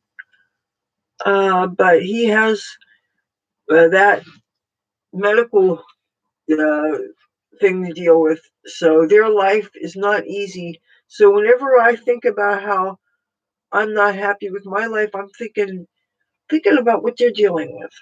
In California, even though that's where I want to be, it is so expensive there, and I sure wouldn't want to have those health problems. And but she's always thinking about the cats and about other people and stuff. And but yeah, and the thing is, I don't want to be out in the desert like 150 miles away from Los Angeles. I want to be still close enough to where things are. And plus, I don't want to be desolate. I want to be enough of the city so that I can get to services like hospitals and stuff if need be. And I like to be around people. I don't want to be desolate. I wouldn't be happy with that. And I wouldn't feel as safe either. I feel safer being around civilization. Uh, and I want to know that I can. Uh, for me, that's not an option. I quit drinking in 2004, and that's the one thing that I am not going to go back to doing. Um, I was looking for my sober coin. It showed, actually, it's something that I don't know how I found it. I found it in Hollywood, and it's from Alcoholics Anonymous, and it says 16 on it. And I'm at 14 years now, so, uh, but, one day at a time. I mean, I used to drink. Trust me, I had my fun. But I couldn't handle it anymore. I couldn't just have like two or three drinks. I would. Oh, one of the YouTubers I talk to sometimes, he lives in Colorado and he has two poodles. They're those big standard poodles. And, I'm so nervous about violent dogs, and uh, sometimes people think their animals can get along, but you have to worry about dogs getting violent with cats, and I would be so worried about my cats. So I cannot imagine living with dogs. I just woke up one morning and I was hungover, as often happens, and instead of the usual, oh God, take this hangover away, I promise I won't drink again. It wasn't like that. It was a voice like my voice, and it said to me, you know, I could tell you what would take care of 95% of all your problems. And I'm listening. And he says, you know what? There's one little change you can make that would take care of most of your problems. Really, it's that easy. I said, okay, just walk away from the alcohol. It's that easy. Okay, I'm sick. I'm like, hangover. Nobody likes a hangover, right? I'm like, and I couldn't fall off my bed because at the time I didn't have a bed. My bedding was blankets on the floor and a sleeping bag and stuff. It wasn't even a sleeping bag. It was just blankets on the floor, and it was really drafty. And we lived in the inlet, and it was really close to the seawall, where the ocean turns around, and you're across from Brigantine and stuff. Well, except southern, near the boardwalk, not, but where it starts to turn up.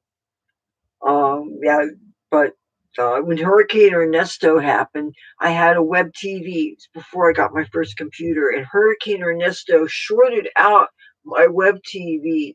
It literally fried out the television itself and the web TV. Uh, yes, when I was not happy, I used to drink. So I got sober in New Jersey, yes. November 19th, 2004. And the funny thing is that November 19th was also my clean date. That was the date that I got clean off of the, you know, coke and speed and stuff like that. But November 19th.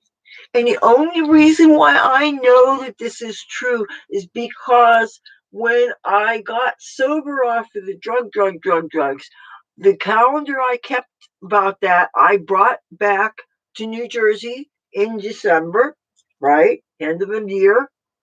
And so when I kept on coming back and forth from the East Coast to the West Coast in 2000, 1999, 2000, I was bringing my calendars back out of storage in LA, wherever I was living at the time, bringing back to my parents in New Jersey. And 1999, year 2000, year 2000, 2001. I brought those journals back. I kept them here.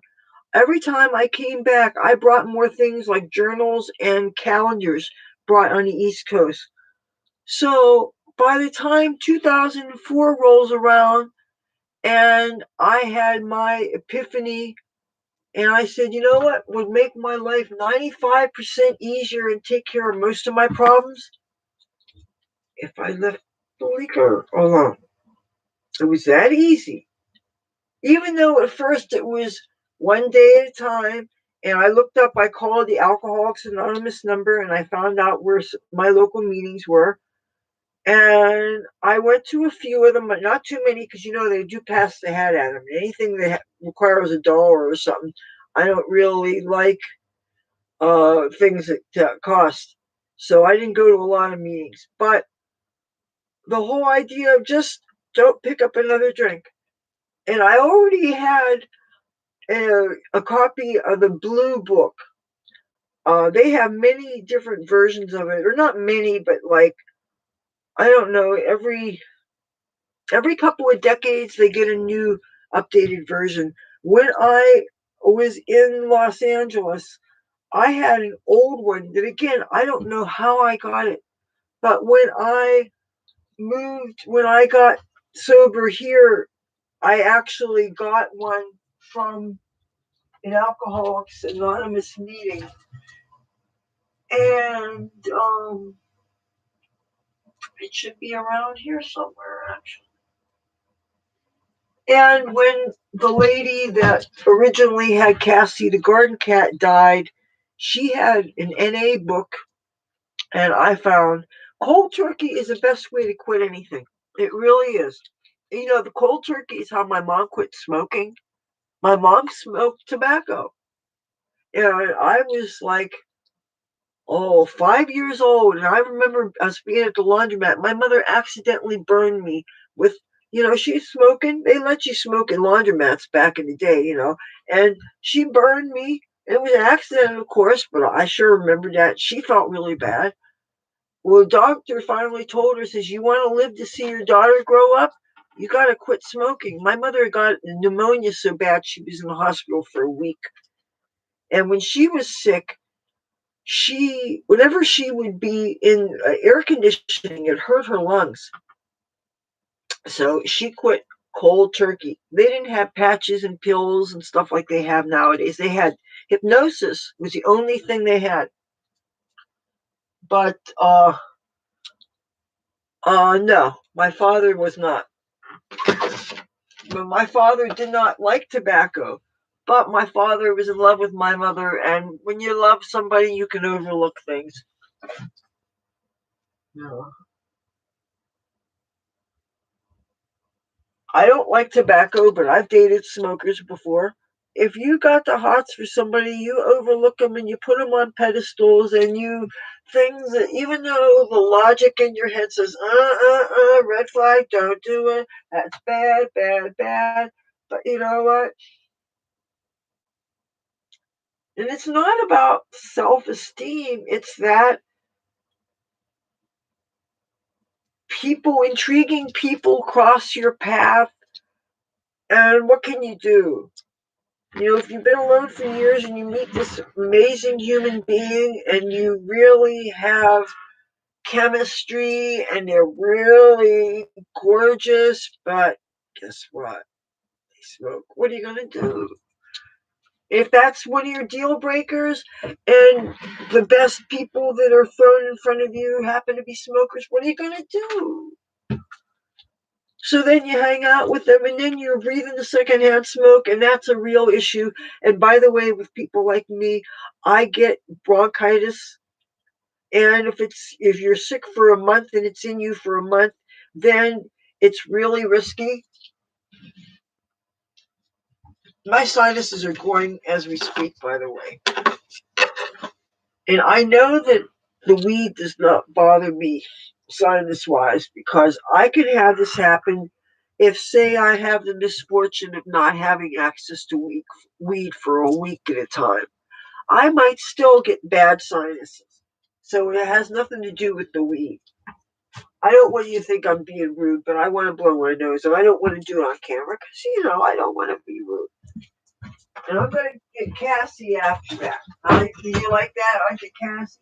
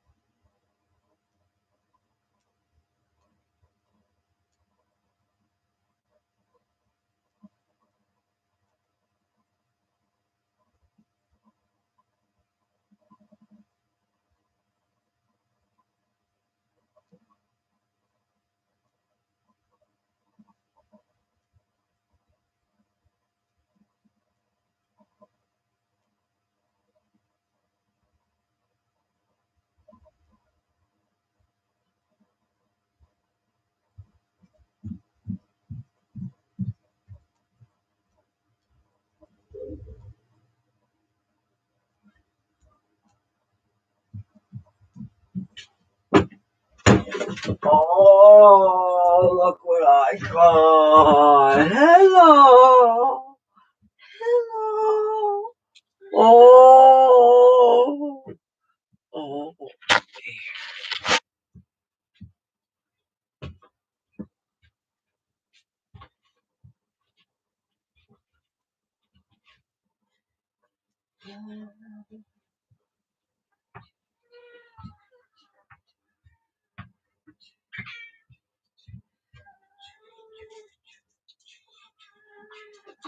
Because I got shorts on, I could do it.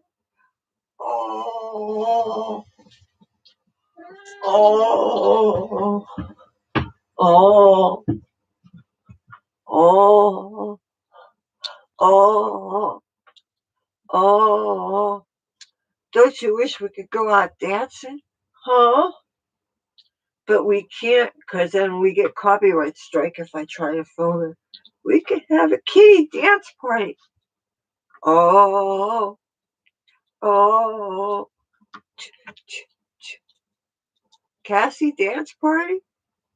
No? You're not amused, huh? What's the matter? Why? Look at that pretty girl. Isn't she pretty? Isn't she pretty? Oh, my baby. I love my Cassie girl.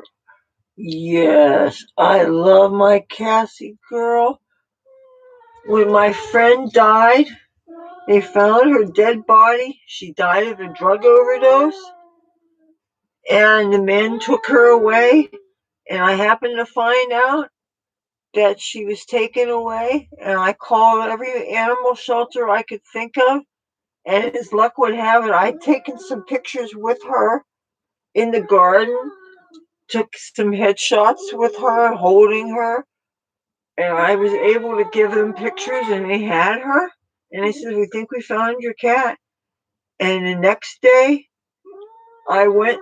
Well, it was actually the day after the next day because I had a chance to go to Steel Pier. But I got you in a carrier. I took you out. $32. I got you. Yes. Oh, yeah. Mm-hmm. All right.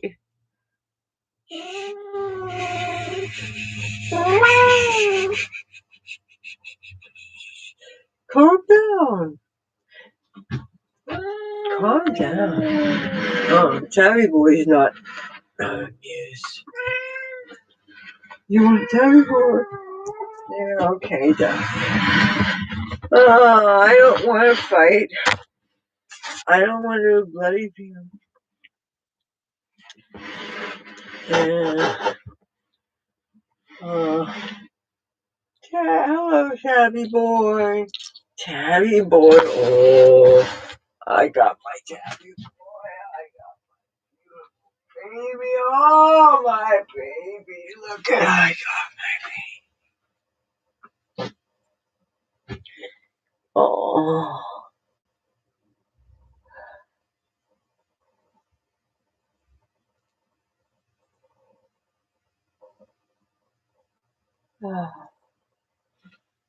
Yeah, well, I think it's important not to put pressure on people and make people feel bad about themselves, because if people even suspect, Hattie would watch it, if people even think that they have a problem with things, they know it, and they don't like people making them feel bad about themselves, that does not help. When I still use speed, I had an abusive relationship for a while, for about 4 months, but it was a long 4 months. And this person didn't like the fact that I was using speed. But that said, he was flipping out on psych drugs, and he was an absolute abuser as well as cuckoo cuckoo. And if you've ever been with somebody that's had mental illness, I wouldn't wish it on anybody, because if they're the kind of mental illness that is really certifiably crazy and they're using that as an excuse to abuse you, it is terrifying, and I don't wish it on anybody. And especially if there's a situation where the city buses have gone on strike and you're depending on them for riding you, giving you rides to places and stuff. I'm telling you, I was so glad when it was Christmas time and I was able to get on a Greyhound bus and go leave Los Angeles and come back here. And, you know, oh, chips and pets is a good idea. There's Cassie has a chip because she was given a chip by her previous owners. So the chip doesn't even say me in it. Tabby Boy does not have a chip. As far as investing goes, I am planning on getting a litter robot. That's the motorized litter box. I want to get that for the bus that I want to get. It's going to be uh, my housing investment. Uh, the litter robot will be a way to not have the cats stink it up. Everything I read about it says that it will not totally eliminate the odor, but it's much less odor with that method than with any other litter boxes. So, and I want to have it also in a little enclosed little closet, maybe that has a washer and dryer in it, even though I don't want anything in a position to. First of all, I don't want a washer and dryer to be in a position to leak onto things. Second of all, I wouldn't want a litter box to be in a position to spill onto things. Uh, but I would like a split level cat run area so that I can take the cat tree that I'm still trying to determine where to put it here on the set, because I'm thinking my concern is the cats using the tree thing and then using that as a springboard to get on to other things. Like, for instance, if I had the cat thing down on here, and say the cat used that as an excuse to get on this and they knocked this over, I'd be very upset if they damaged that. I can't take the chance of them doing that.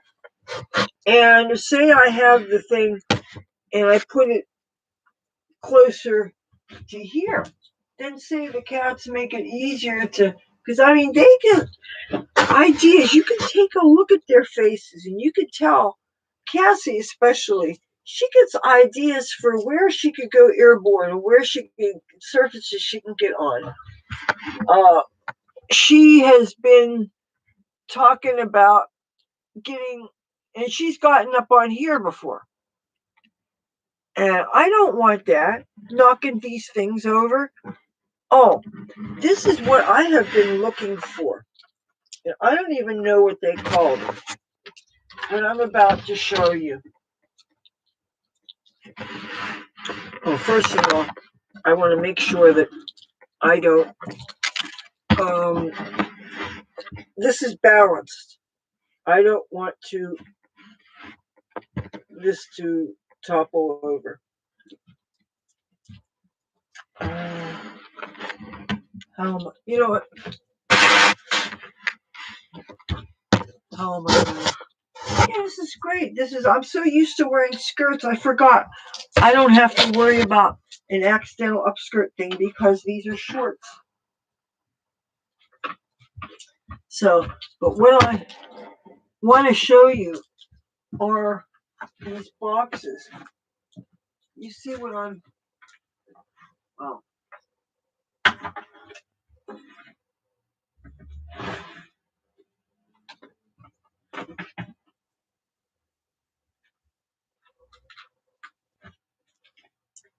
what would you call these?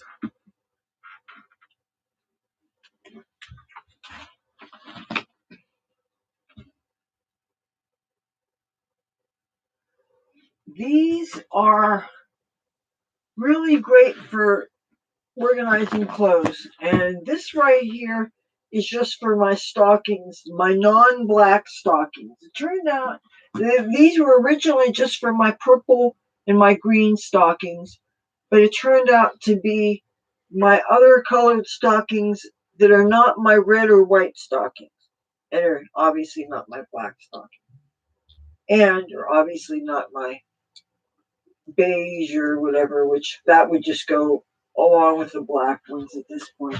But anyway, I have these for my stockings, and I have one just for my bras.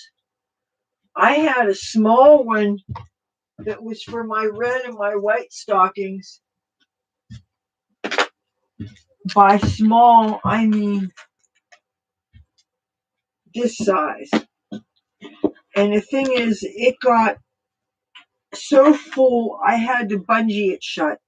And then finally, I took the red stockings out, okay? And then I'm going to show you what I did with the red stocking.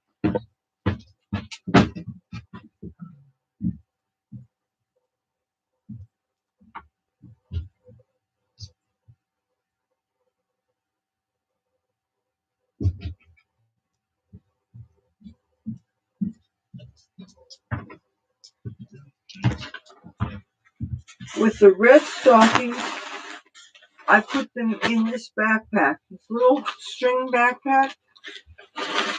And so this is everything, you've seen things like my red. These are the best warm, and they're still footless, so I can wear the socks that I want.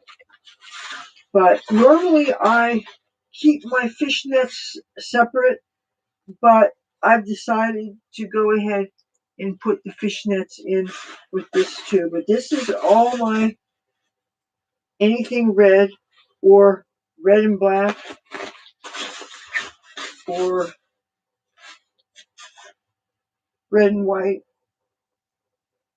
But anyway, the red things go in here. So if I can find more of those containers, I think they call them under the bed or whatever, then I can organize more of my clothes. Then I can put more stockings away, more things like t-shirts that don't need to be, as much as I like to hang things up, because I like to have things according to color. I'm very, very color oriented. Color, and then arm coverage. Okay, I'm getting down to, it says 31% battery power, which is not drastically low, but you know what? I'm gonna plug it in. So yeah, I have been looking for those kind of containers for years, and they're not the kind of things that I think is a good idea to buy mail order, because it's unwieldy. The shipping on something like that would really be awkward. That would be the sort of thing would be better for me to find in around town. And I'm going to check on Atlantic Avenue. Yeah, um, I'm going to check there. There's places not too far from where our library is. But that said, I don't know whether this place is open with the or with the COVID and stuff.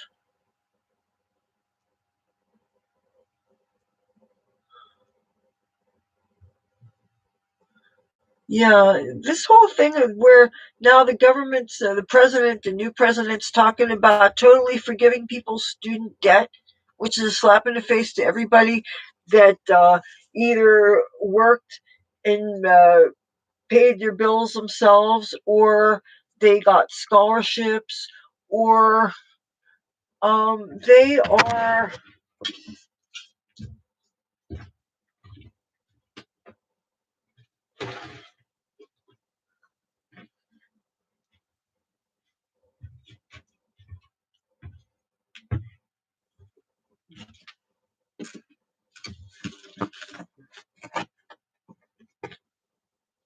It says Rubbermaid. Oh.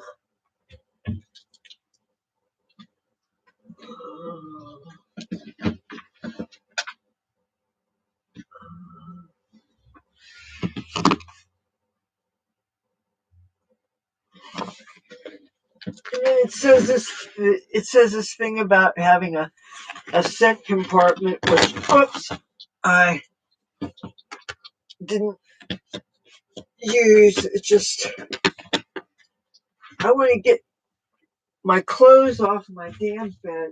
I'm so tired of that. You know. Uh, yeah, pull the plug out again. I'm kind of proud of myself that. Oh yeah, a couple of days ago, and I was on the phone with you, Tiger, when it happened. I found those chocolate coupons. I have a box full of.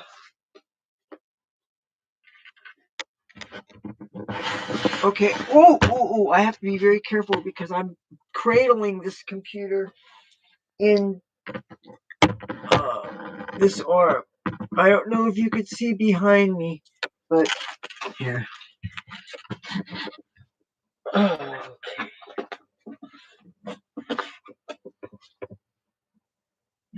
okay. You see the white box behind me? That's all full of makeup. Okay.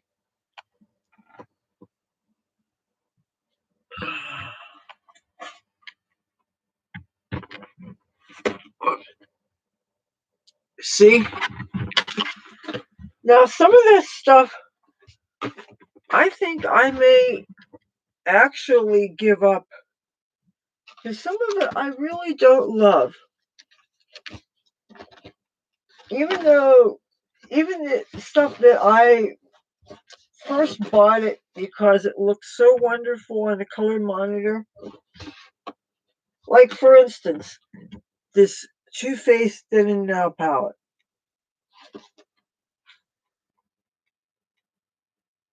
I'm not crazy about it. It's still got what I consider to be mostly neutral colors. They're not really bright. I mean, the palette itself, I love opening it up in public. It draw people. It's definitely um, a bit of an attention grabber, and I like that about it. But it doesn't have a lot of bright colors in it, and it just, it's not something that I reach for very much. I did the obligatory makeup tutorials with it. That's something that I do with anything I get just to get use out of it. if I'm going to spend the money, and their pallets are not cheap by any stretch of the imagination, so I am going to uh, get use out of them. I notice, Tiger, whenever you say something, it says US, US each time, and I don't know whether it says one thing when you type it and it translates it into something else.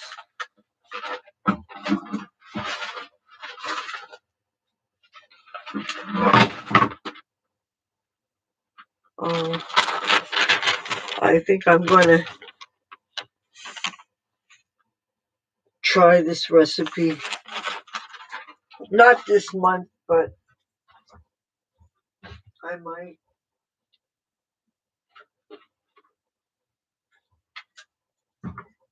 Oh, I found out something to do with this thing since it has the missing uh, drawer. I thought that I could have this jewelry roll sticking out of it. That I can never roll it up again anyway because Ace the cat, Tiger is one of my friends who's in the chat room. Hey James, how you doing? So this, I'm going to have to put glue on this handle here because as you can see, the handle comes off. But these have jewelry compartments, as you can see. And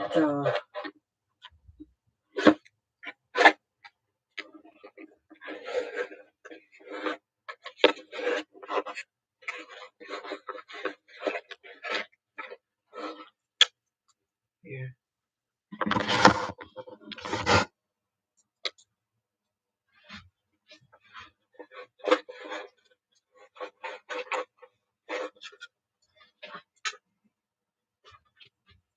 I'm setting this back in here.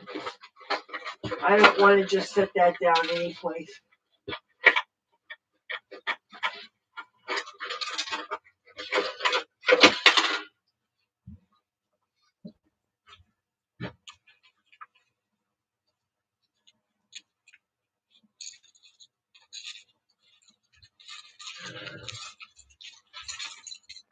Oh, crap. Why didn't I think about that? Of course, things are going to open up and fall onto the floor. It's not too smart.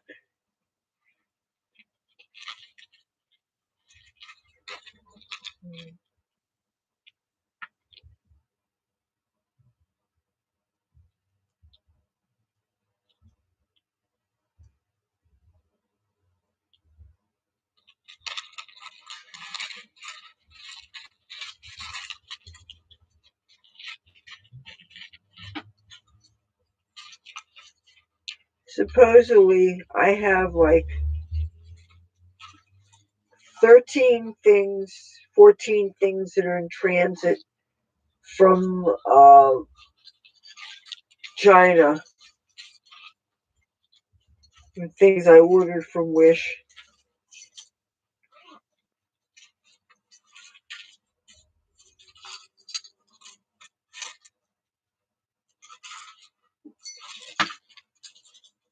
Supposed to be getting some more N95 face masks also. I used to watch TV. Cable has been shut off since March here. But prior to that, I had quite the TV fix. Um, I didn't have TV very much when I was in Los Angeles, or if I did, I was too busy to watch it, or my taste was not that of my roommates. Like, for instance, I had roommates that on Saturday mornings they like to watch the kitty cartoons, and that is one of those things that drives me crazy. Well, unless your idea of a cartoon is King of the Hill, that I could definitely get down with. I'm looking down here because I dropped some things on the floor, and I have to wash them because I am a germaphobe. Okay, things fall on my floor. and I would like to sterilize this carpet, but you know what? It's really not worth it to make that kind of an investment. If I was a homeowner or something, or if I was planning on staying here another 10 or 20 years, then I might think of it, but you know, that place isn't worth it.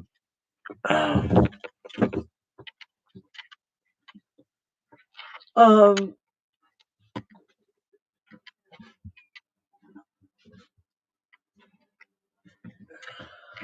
hi. What?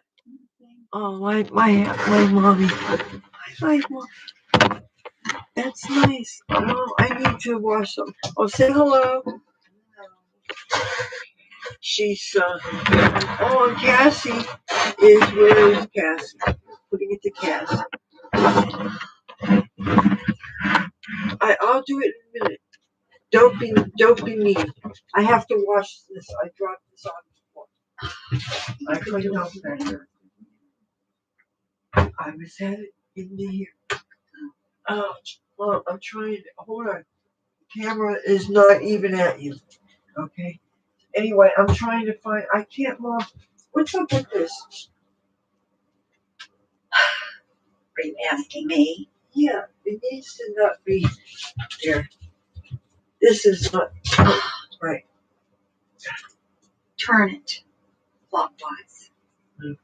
You know, I said clockwise, not counterclockwise.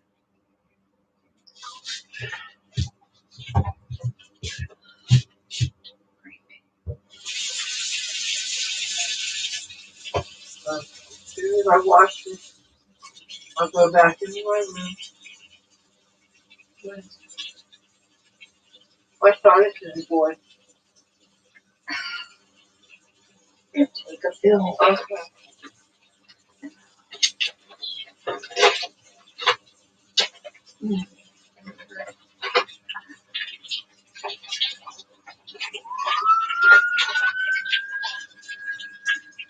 That was the police.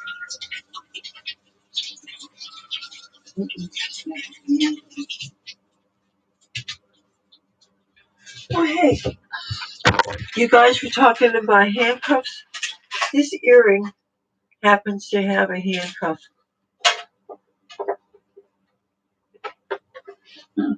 Oh, Tiger said to tell you hello. Hi. Mom says hello. Here's your Okay, hold on a second. My hands are very wet.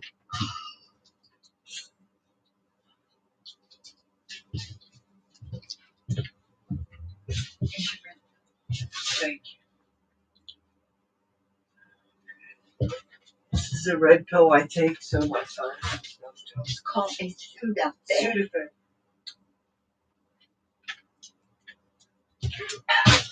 I'm gonna get more tea.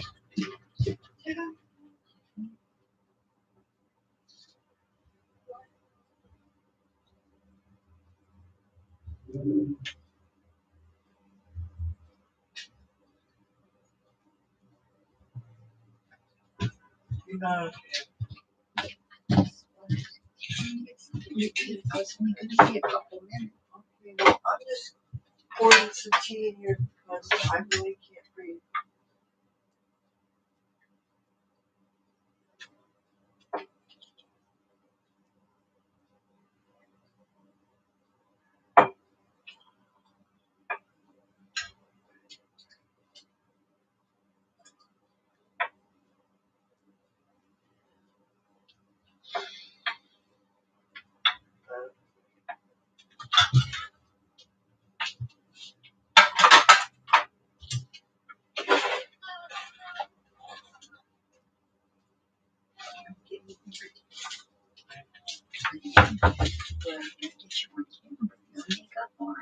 Excuse me. Excuse me. Nobody on camera. Okay, I am getting out of here. I'm carrying hot tea. I don't want to spill on myself. Okay, now I'm carrying hot tea in one hand and a computer in another. Okay.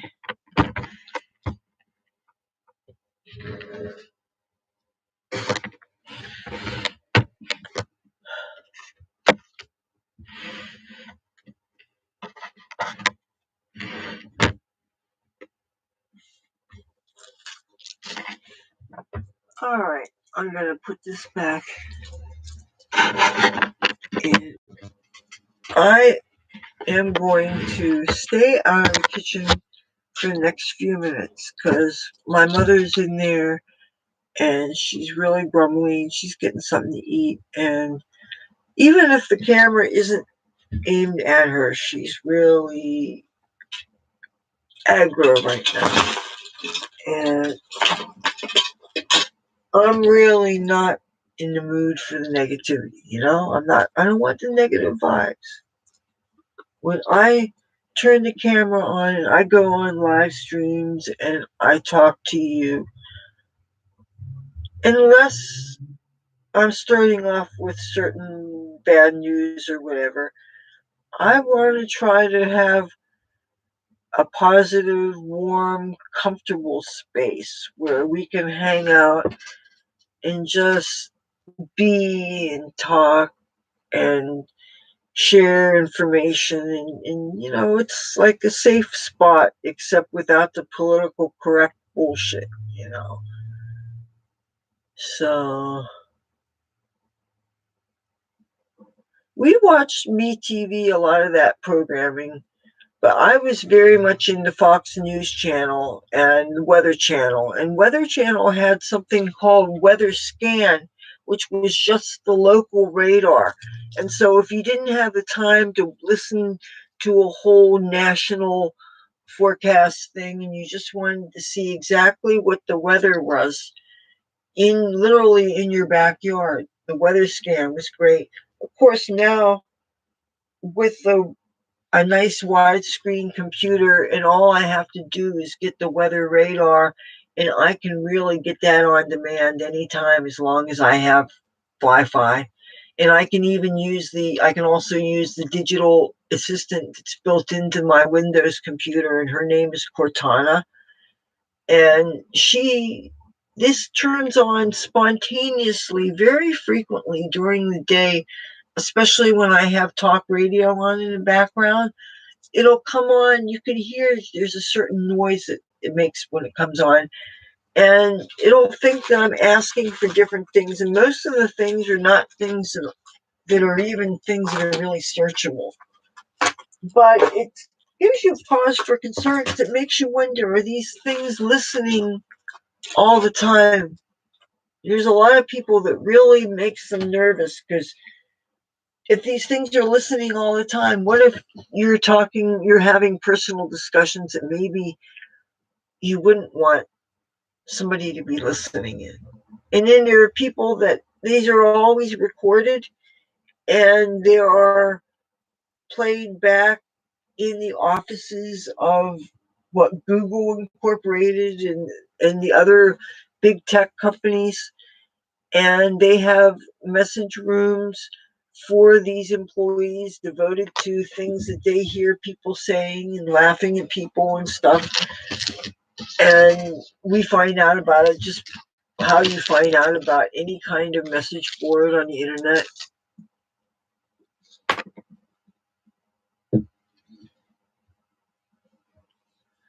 See, that's so much of what I like about not being encumbered by other people and relationships and things is so. I remember so much of having my wings clipped. The thing is, as it is, most of the time it comes on automatically. I would prefer it to me not to have to press it on, for it to just hear me say, "Hey, Cortana," and it would come up. And then of course, if it were to be able to flawlessly understand what I'm saying. And most of the things I'm asking for is weather radar. I'm a real weather radar freak, and I want to know for sure that the rain forecast is rain only and not thunderstorms. Or I always like to know the temperature because I talk to people all over the country and sometimes all over the world, and invariably they want to know the temperature. And I like to be able to give them a report. Of course, sometimes people will surprise me. They'll already search and they'll tell me what my temperature is. I had find that happened with my friend who lives in Indiana, who is also one of my Trump supporter friends. So many of my friends are my friends along political lines. But then again, as you can prove by the fact that Emmanuel is here, he's a Democrat, so I don't need people to agree with me on political lines. But it is nice though to get along with people politically. It's just really, it's like a breath of fresh air. It really is. And I know that I can talk about how much I love Trump, and to have people that are in agreement, that they'll know why I went to Washington, D.C. all those times. And if it wasn't for the COVID, you know,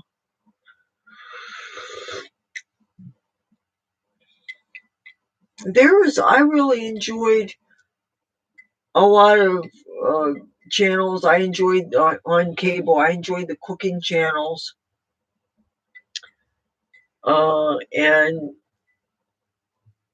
And there was certain reality TV programming that I enjoyed. It was mindless and kind of fun.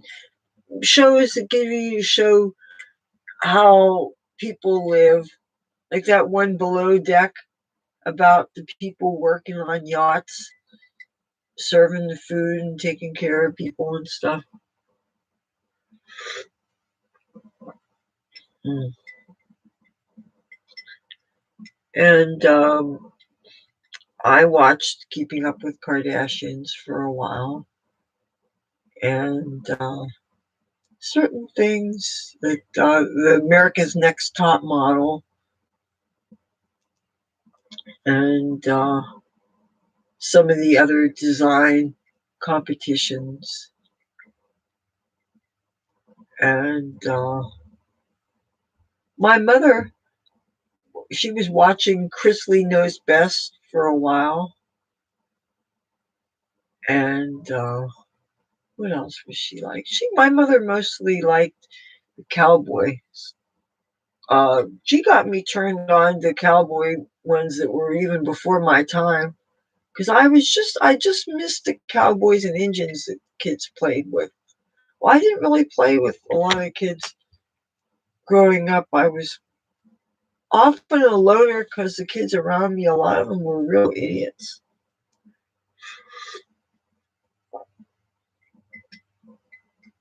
And I guess I had a lick of sense that if I saw that they were behaving badly and they were just, their interests were in destructive things, I knew better than to seek out their company. And usually once the street lights came on, or whenever the parents would yell dinner time or something, then you wouldn't be playing out after that. Even though I grew up with living on tree-lined streets and things, and most of the neighbors, you knew the families and who lived where and stuff. And I didn't stray too far from the house.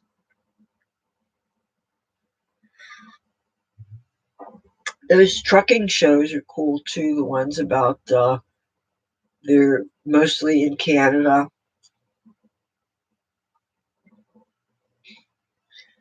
And also the videos about the van life videos, and the videos on how to turn vans and buses into RVs. But there's a lot of plumbing and electrical work that you have to do properly on those things. Uh, I know that I need enough room for my stuff, but in the same token, the idea of driving something that's really, really big is very intimidating. And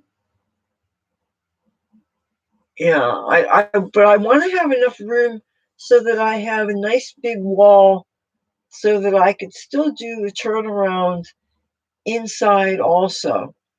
I need to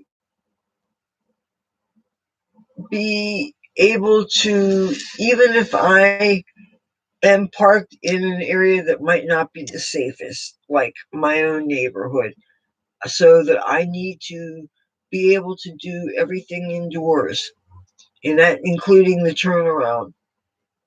I can't be counting on being able to get some really great exterior someplace. But I wanted to have a better boardwalk picture. But the other pictures on the boardwalk, my hair wasn't in the braids, and I wanted it to look like it was current.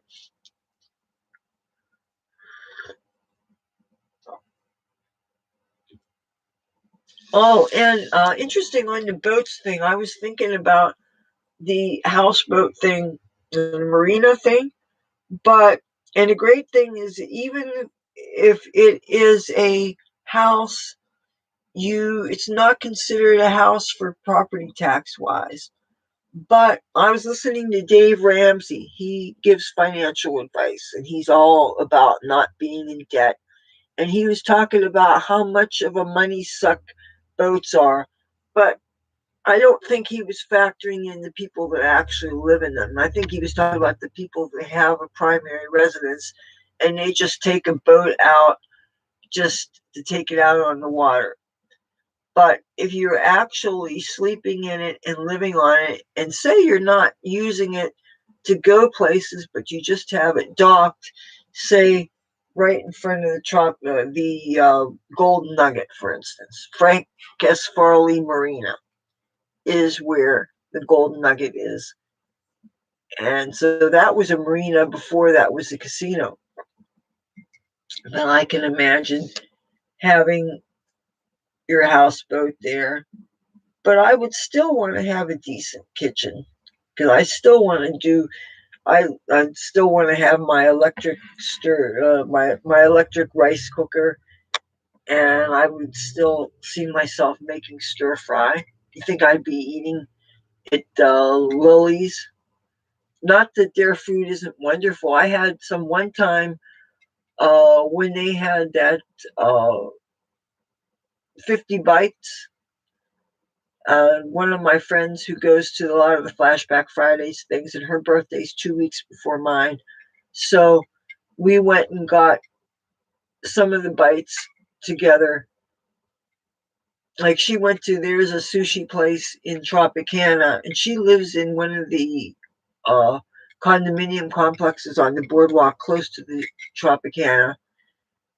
And matter of fact, where she is, I filmed. They have the John Lennon uh, statue in front of her condo complex. But we had sushi at a place. I'm trying to think of the name of the place. Not izakaya. Uh, I don't remember. But anyway, the entrance is actually looks like a Japanese candy store, and it's a sushi place. It's not the best sushi in the world, though. I'll be honest with you. I would be happy with that cheap place on Mississippi Avenue called Yummy. Somebody said that though since the pandemic started, they've been just doing regular Chinese food and they haven't been doing sushi. I don't know. I really don't know. I do know that when all the Chinese restaurants, or all any restaurants could do was take out, they were not doing it. So, but I was so relieved to see a sign saying that they were back open because I was so afraid they were going to be a casualty. So many businesses have shuttered their doors because of the pandemic, and it's hit the restaurant businesses awfully hard. So, I really would like to go and investigate and find out just how much of them is full service now, because that is a business that I really appreciated. I like that it's very close by, and I like that their prices were very cheap. And I got sushi there takeout for my birthday one year. My mother, ever since she got the food poisoning, she is afraid of sushi. Even though the kind of sushi when she got the food poisoning, when she worked at the Taj Mahal, that wasn't even raw food sushi. It was California roll sushi, which is the pollock. The crab meat is pollock, and it's not raw. It's cooked. It's made. It's got the red and white stripes. And it's made to look like crab meat, but it's not real. It's imitation crab. So there's no raw food in that. So there was no raw food that made her sick. Dad said whatever was out was sitting out too long, and I'm surprised that they would have something like that going on at a casino. Figure people working for a casino hotel, you have access to the world's best food. That's the great thing uh, about living in a casino resort. The food here is world class. There are places that most of the places that I've only window shopped, but there are places here that the food is so amazing. That said, there's places that are not casino properties that have really amazing food. There's a place called Bure. I don't know exactly how you pronounce it, but they have Cajun food. And I went one time when they had the Miss America, which is an annual. It's drag queens, and it's around the time of the Miss America pageant. And when they have the Miss America pageant parade, they had a Bure. They had this thing open up where they had Cajun food there. They had jambalaya, and they had shrimp gumbo, shrimp and chicken gumbo, and all that stuff is good. My brother brought my mother back some alligator sausage, I think it was. And you want to know something? My mother was disappointed. I mean, it was good in a way that any sausage would be. But when you want to taste the meat of something, you want to really taste the meat. And it tasted kind of like chicken, like almost any exotic meat seems to taste like chicken. But we were hoping to really taste some alligator. Plus, I love the idea of eating alligators, considering that they like to eat us. Yes, eat alligator, eat those critters, and uh, skin them and make shoes out of them. I would have no problems with wearing alligator boots. Low price on them, I would have a problem. But yes, anything that's got that many teeth and is that bloodthirsty, that's why I have no problem with the eating shark. I've eaten shark several times.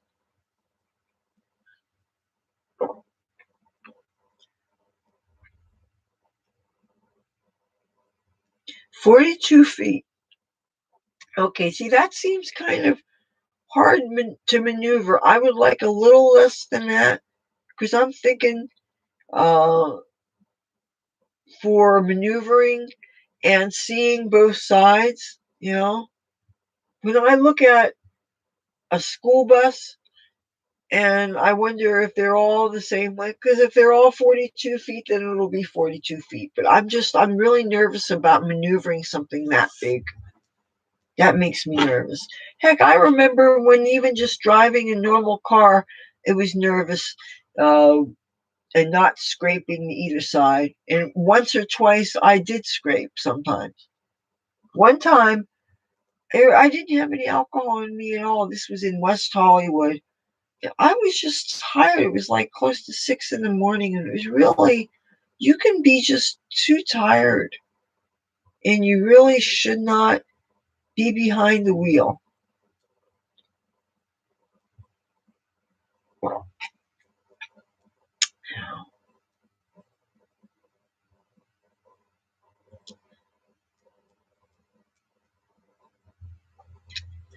I would eat that, even though I've had pet turtles before. We had turtle. My mother really has a thing for turtles. One time she was at a Boy Scout camp, wherever she was, and she happened to find a boxing turtle.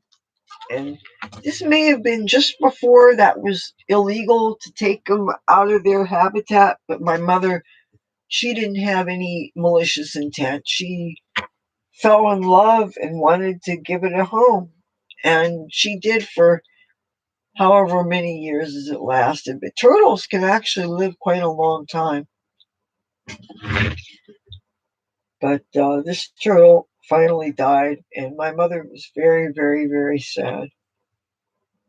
But when I was little, we had a little red-eared slider turtle.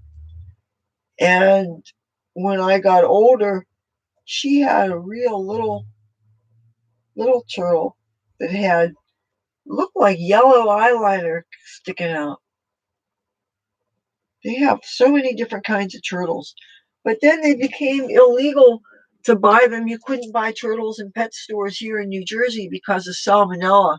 And people said that they were covered with bacteria and turtles. Oh, and that's the thing is, I don't want explosive fuel in my truck or in my uh,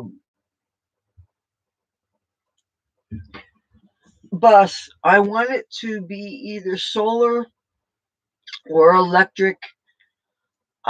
Even though I want to have it fitted with something to make noise so that I don't run over animals. Apparently, the all electric animals run over a lot of cats.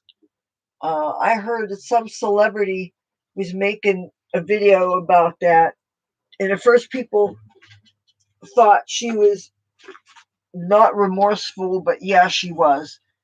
And you know me, whenever I hear anything about cats, well, the last thing I want to do is do anything to put a cat in danger. The thing is, all electric vehicles, they don't go 0 to 60 very fast. So if you actually were in a position where you needed to evacuate really quickly, that's the danger of all electric videos. So all electric vehicles. So that's where a hybrid would be an advantage. But want I don't want to be sleeping with explosive fuel. I would rather have something that has the solar panel batteries, and there's at least two different kinds of solar batteries, solar panel. And not all the solar paneling is these heavy things that totally cover a roof and makes it heavy. I know you have to watch the weight on a vehicle, but they have these uh, solar batteries that I saw that look like folding up Christmas trees. It has a cable, right? And they're for use on top of yachts. And it looks like a Christmas tree, a portable Christmas tree that you open up before you decorate it. And you open up this tree and you open up these branches, that each has these little miniature solar panels. So you have this opened up Christmas tree looking solar thing. And the whole thing is, I forget what the price is, but much less than I thought it would be. The only thing is, they say that weighs like 40 pounds. But still, that's not too bad. And it wheels out. So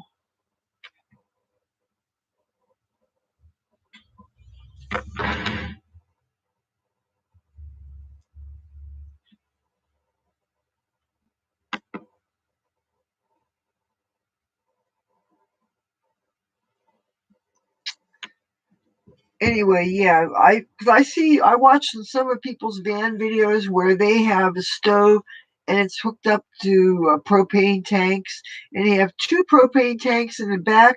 I'm thinking, so what happens if you get rear-ended? That's so dangerous. And you're going to be locked. You're going to be asleep, locked in a vehicle, and your cats are going to be either running loose or possibly in carriers. No, I'm going to have it as safe as possible. If I'm going to be living in it, that means I'm going to be having smoke detectors, and I'm going to be having carbon monoxide detectors, and I'm going to have a Wi-Fi, obviously, and I'm going to have some security cameras, and I'm going to have them with some kind of sound detection so that if, say, somebody decides to climb on it late at night to, I don't know, say just, even if it's just people that are getting on top of a vehicle just to get a better view of a meteor shower or something, if it had sound that went off that would scare them, like that kind of an alarm, but without traumatizing me in the process. I mean, who likes to be wakened up in an abrupt way? Even though I'll tell you how an abrupt way that I was waken up one time in North Hollywood, California. One time I was wakened up by the Parking Violations Bureau. They were putting a Denver boot on my car. And at the time, I was sleeping in my car. And you could tell, I had a hatchback car, and you could tell that I had debris and clothes strewn about the car. And it was not neat. And I tried to reason with this middle aged black couple, tried to show, that I was living out of my car and that for them to be doing this was just the worst possible time. And they were just doing their job, and there was no way that I could reason with them, and I had no choice but to leave the boot on the car and take a bus or two to the DMV and pay them some money in cash in order to get the boot taken off the car because of I owed some unpaid parking tickets. In the state of California, they're pretty serious about that. Like after a month, they double in price, and then when you get enough so that they put the boot on your car, then obviously you can't operate the car. And then if you were to cut the thing off, then you'd get an additional fee. The state of California doesn't mess around.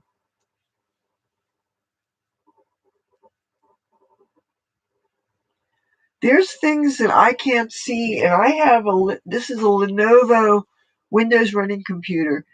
Tiger, I'm seeing something you say that says RU, and then US, US, US, and then there's something that Californian Russian says that he said the one comment that I'm not going to read, and then he said are you, and then, but anyway, YouTube tried to censor him, and I didn't want to censor him, so I didn't. But I'm keeping warm under a blanket here. I'm actually keeping kind of warm. Yeah. Well, actually, shooting is the most kind way to kill anything, including people. Not that I would know. I'm not ever shot anybody to death or anything. I've never shot people at all. I mean, just to clarify. Though, yes, I have shot guns before I fired them. I believe in the Second Amendment. She is fine. She was in the kitchen eating. She was kind of annoyed with me. She wanted to just eat in peace. And then after she eats, she's going to go back in her room because her room is much warmer. And I can understand, especially when it's cold. She likes to be uh, in that kind of cocoon. Sometimes she doesn't even like the light on. She has an overhead light, and sometimes she likes it off and likes to just watch. Comcast has these on-demand movies that she asks for. Yeah, yeah. As far as people being sensitive in real life, and I'm directing this toward Californian Russian. Um, so much of the problems we're having here in the United States about the political correctness and about people getting angry at each other for the things that they say and being so angry at a person that they totally silence them and deprive them of places where they can speak, or they'll take somebody and they'll say that, oh, you can't say something, you said a word, a bad word, and because you say this one word, they're going to say that, have you fired from your job, have people lose your friends, have people not do business with you. People are destroying each other's lives just because they don't like the words they use, the political viewpoints they have. Um, it's so ridiculous. And people are saying that if you own a company, but if you're outspoken and you talk your political views, people do public relations campaigns to destroy people's companies. People try and destroy people's livelihoods, all because they don't like who you vote for, or you say an unpopular opinion, or you get caught when you were drunk and somebody happens to film you and you were getting loud and they will use your words against you. That is so wrong. When do we get to the point where we think that we have a right to control somebody's speech and to do that, to absolutely publicly shame people and then just ruin somebody? Yeah. And, I've said things that I shouldn't have said when I was drunk. I called, um, yeah, Tabby Boy. He was crying in the bushes in our last apartment. My father was still alive, and it was near the trash cans, and it was the end of February, and it was raining a little bit. And I heard this kitten, and he was like 3, 4 months old. He wasn't a little baby kitten, but he was still real, real, real affectionate. And when I picked him, I called him over. I'm thinking, what's going to happen if I get on my crouch down? He, kitty, kitty, kitty, kitty, kitty, and he came running, and he was all lovable, lovable. He was a love kitty, and I held him, and he started sucking on my shoulders.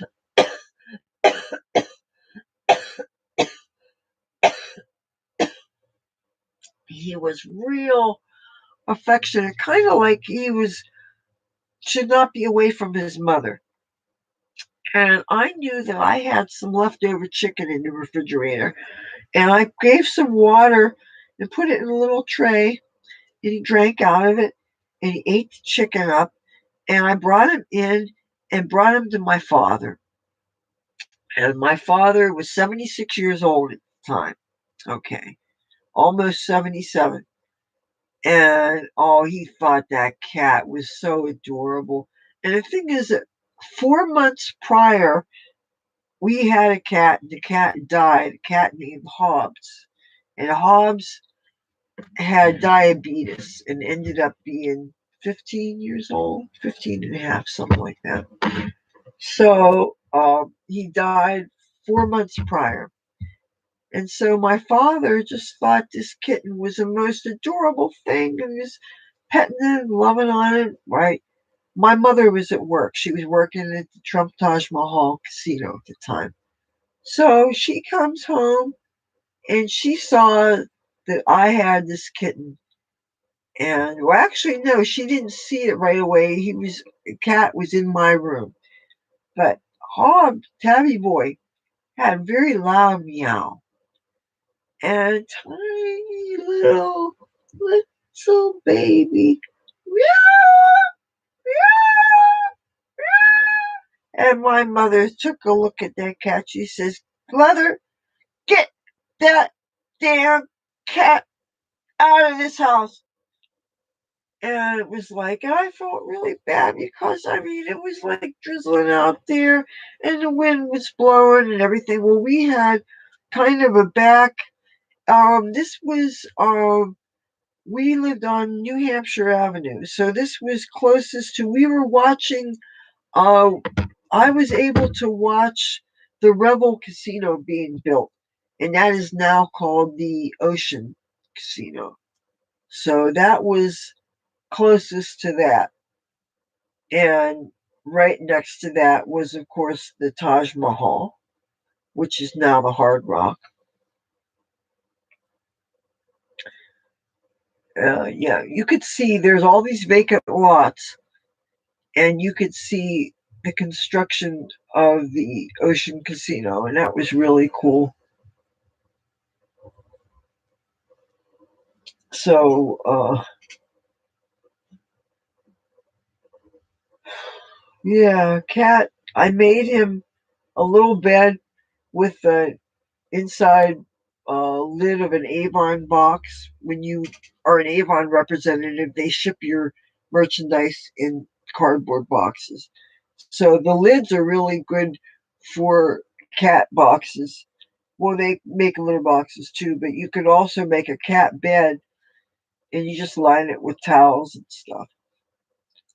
So I made Ta- Tabby Boy a bed and I put it right on outside my back door. My bedroom had a back door that it led out into. It was really convenient.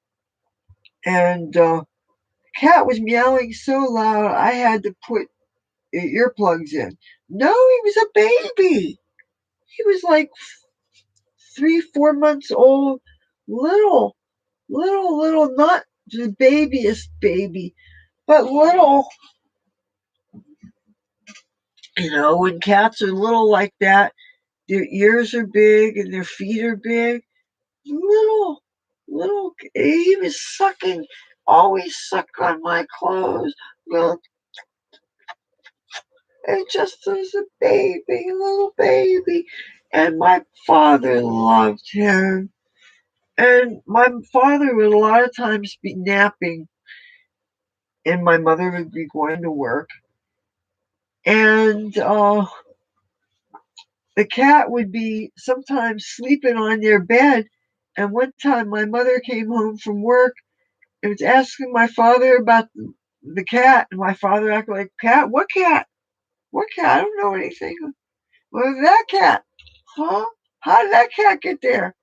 You know, it wasn't until we got a real litter box the cat settled down because my mother really wasn't too thrilled about him coming here. But my father really loved that cat. So when your husband is sick and you bring a new cat into the house and he really loves the cat, and that pretty much made it so that, yeah, we got this cat now. Because 4 months really did seem kind of too much too soon. But when you have a cat and you find a cat and the cat needs you, you know, that's when it's the right time. When you find a cat that needs you. Because if we hadn't, that cat was, Tabby Boy, when I found him, he was very friendly. And a friendly cat, when there's so many people that had dogs that they thought it was funny to play sick'em games. And you're always hearing scary stories about people. There's a couple in Brooklyn that has cats, that has dogs rather, that they train to sick on cats and they kill cats. And I've already signed a petition about it. I don't like forwarding so many petitions like that on social media because it just fills people's feeds with ugliness. Whenever I read things about animal torture, it's traumatizing. And once you hear a story about people doing some really disgusting things, you can't get it out of your head. And it's as much as I want to do whatever I can to bring those people to justice, I don't want to hear about those things. And then And then half the time when they give names of people, I'm thinking, you guys have a name of this person. It shouldn't be too hard to track them down. Why doesn't somebody do vigilante justice? Whenever anybody does things where you're harming animals, there should be reasons. I mean, there should be people should hunt these people down. You're going to mess with a dog or a cat, hunt people down. They shouldn't be getting away with it the second time, the third time, and the police know that these people are out there, but because you're innocent until proven guilty, no, you know that somebody's a dirtbag, deal with it, take care of it, like they do with child molesters. The only thing is, occasionally somebody gets falsely accused, and you find out that people get tortured and they weren't the person that did it. That's the thing: is make sure that it's really the person that did it. Otherwise, it's wrong.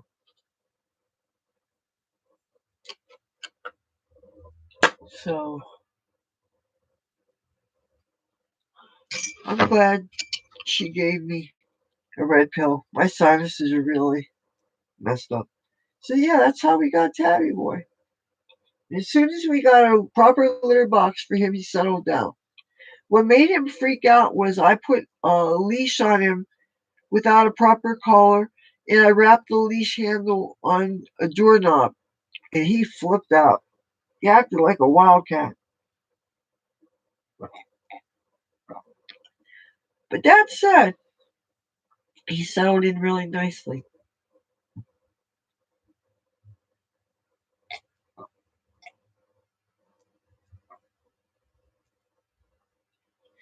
And we moved in here shortly after my father died. My brother had a cat named Ace, and my mother figured rather than pay for two households, it would be much cheaper to move everybody in together. And because she was already paying for my brother's rent and cat food for his cat Ace, so I should just find an apartment with enough bedrooms so that everybody can have space. And yeah,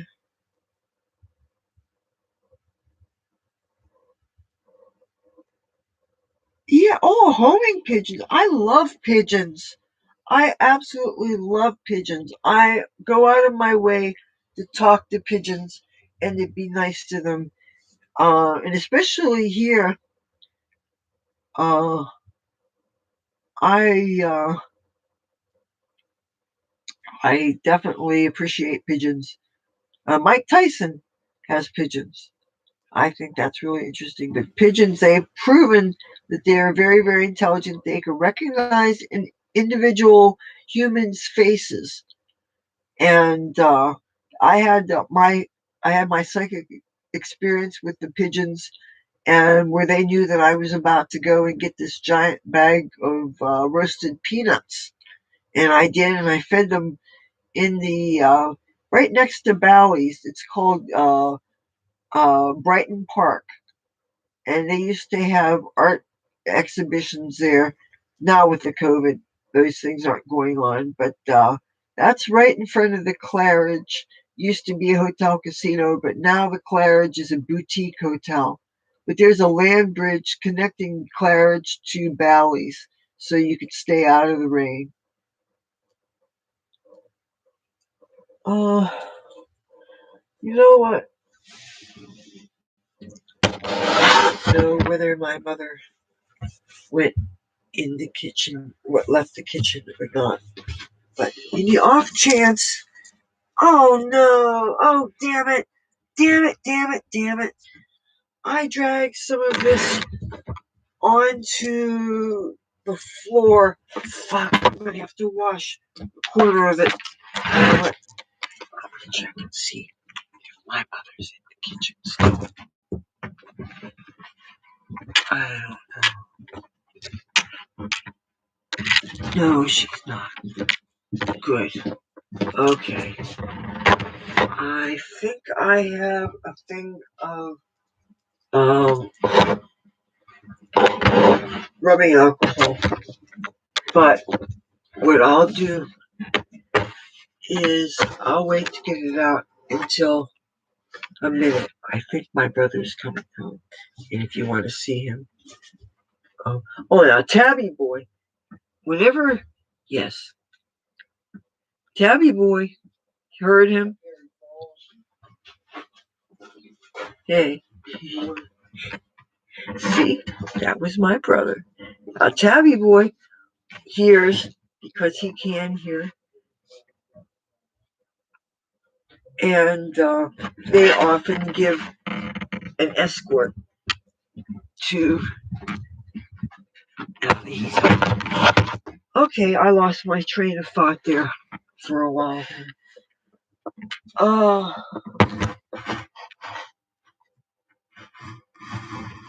yeah, oh yeah, I wanted to get rubbing alcohol since that blanket is too big to wash hand laundry, and this is full of rubbing alcohol. And so what I'm going to do is I'm going to dip some of this in to sterilize the part of the blanket that touched my floor. I'm sorry, I'm a germaphobe, and the whole idea of a blanket touching the floor, it just grosses me out too much. So by doing this,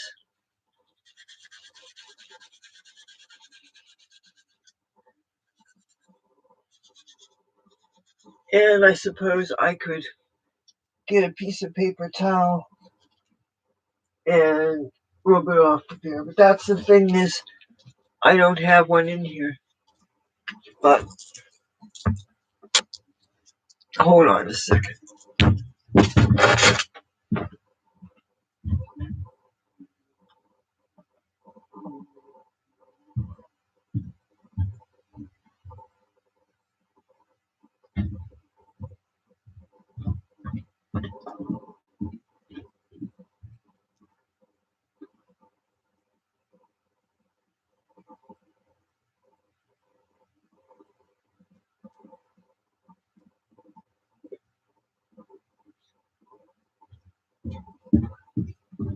Okay. You know what I'm going to do? Uh, instead of using paper towel, I'm just going to use a washcloth. And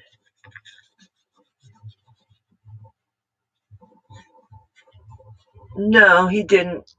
He's my brother and he doesn't really talk to me, so no. So, but since so many people have expressed more family vlogs, and in order to have a family vlog, you have to have people that you live with actually make appearances.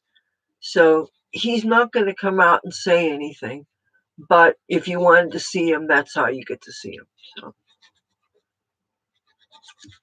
he has creative exploits of his own.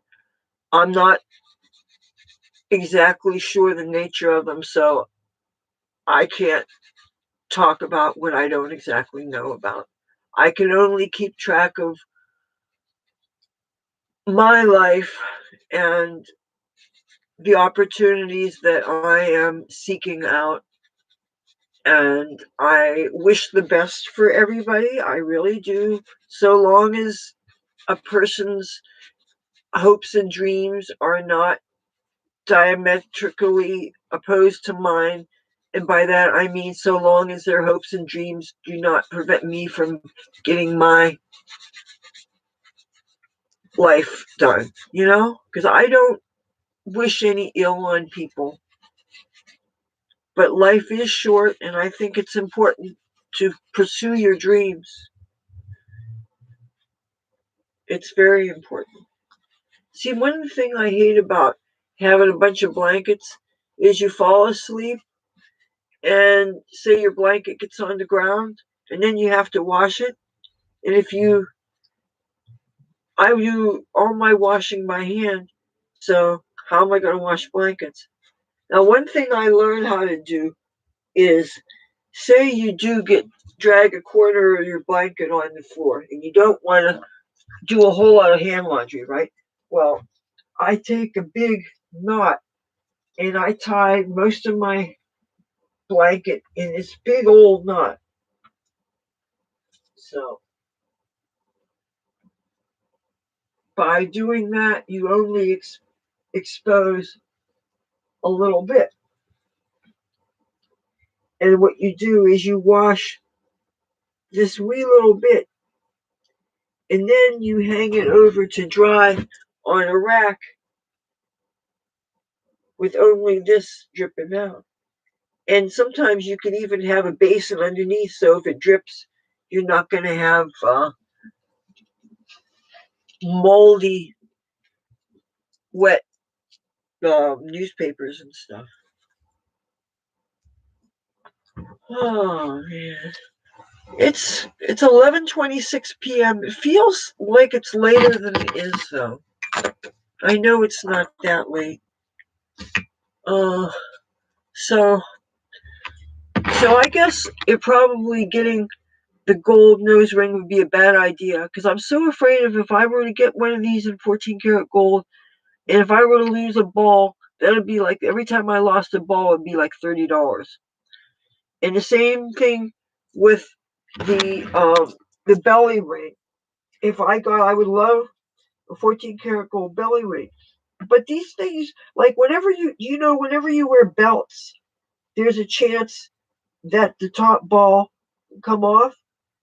And if the top ball comes off, then you can lose. Well, or what'll happen is that'll stay on your belly, and the rest of your jewelry will fall out. Now, I don't care if it's $1.49 cheap belly ring. Why would I care, right? But if I got I invested in some really good jewelry, I don't want to lose it. And now, if you wear a tight belt, that can cause friction that could cause a belly ring to unscrew. So that's another risk that you take. So, so I'm guessing that if I'm going to get gold jewelry, real jewelry, I should stick to rings and necklaces and stuff like that. But you know, and uh,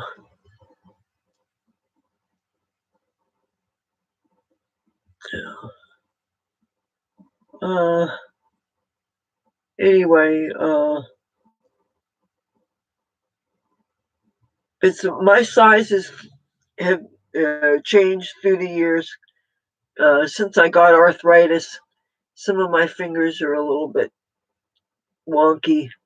Some of them haven't changed through the years, but some of them have. I went through a period of about 3 years where I didn't wear rings at all. All of a sudden, I started missing it. I might not have the best hands in the world, but to be able to get the things that I want, and so I've been uh, just going on Wish and just looking at things. Sometimes you go just looking at things and looking and looking and looking. Next thing you know, a couple hours have gone by, and you're just looking at all these pictures of things. And I always read the consumer reviews. And there have been a number of times I was almost on the verge of thinking of getting something, and I read the reviews, and people are saying, "Oh, it's not real. It's crappy. It's this." So if you know not to expect good quality, and then that way, in case it is pretty decent, then you're not disappointed. But with the makeup, I haven't been disappointed on that site. In the Chromebook, you saw how long it lasted until it finally died on me. But that's the thing is I got to decide on what my next piece of equipment is. I can't get another Chromebook because I that already they only work by attaching themselves to your Google Chrome account, and I'm already over 85% of capacity. The last thing I want to do is anything that's going to do anything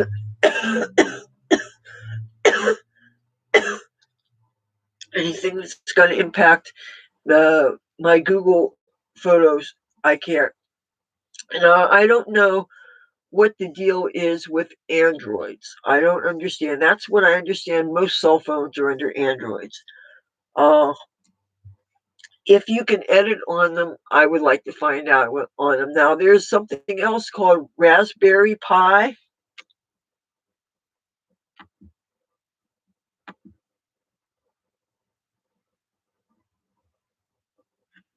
Uh,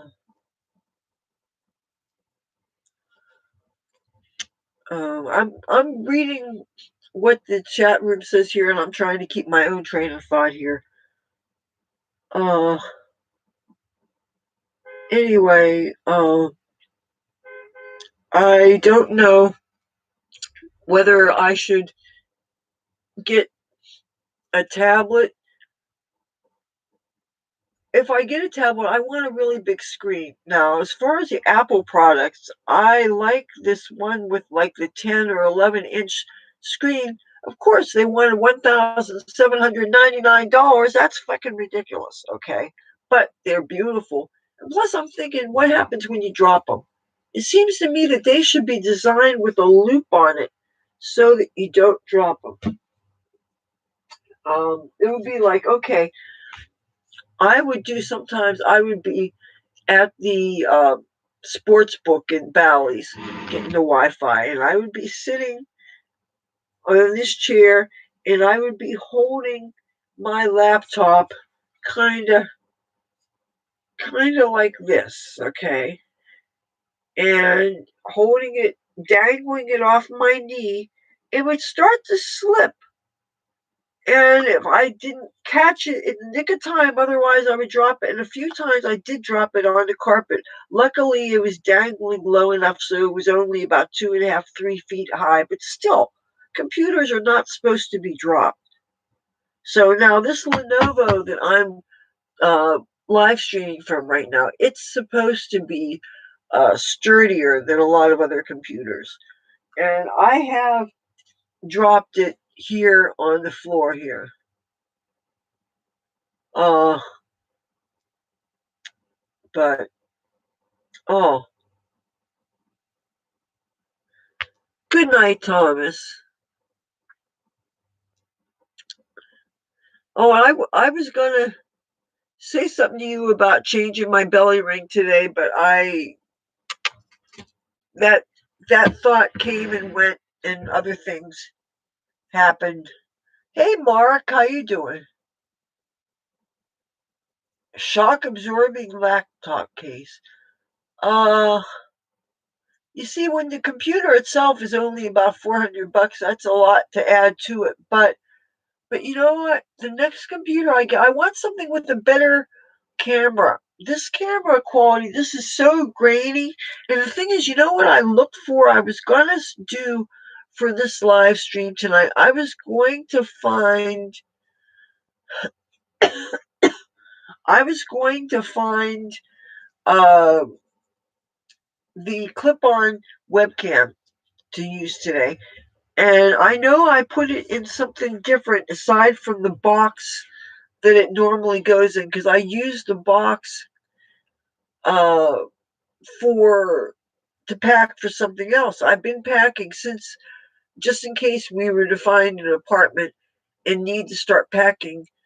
I wanted to get a head start on packing, so things like my statues, those are packed already. You know, the cat statues and things. But I used the box that the webcam came in to pack the cat statue, and so the webcam is, I thought, somewhere here. I got the hiccups. I don't know why. Uh, what are you supposed to eat when you get the hiccups? I know when you get leg cramps, uh, mustard is supposed to help, and so uh, I have actually done that a few times. Open up a packet of mustard if I get waking up with leg cramps. I hate leg cramps. Sugar, okay. Well, that's something we don't have a whole lot of. Actually, you know what? I do have uh, uh, some more of it for cooking when I went getting baking supplies the day before Christmas Eve.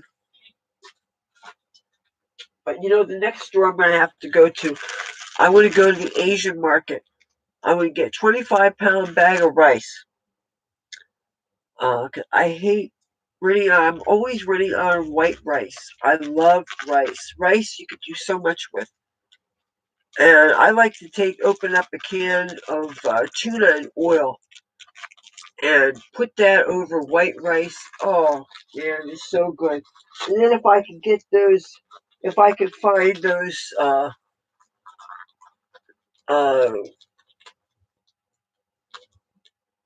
not snails.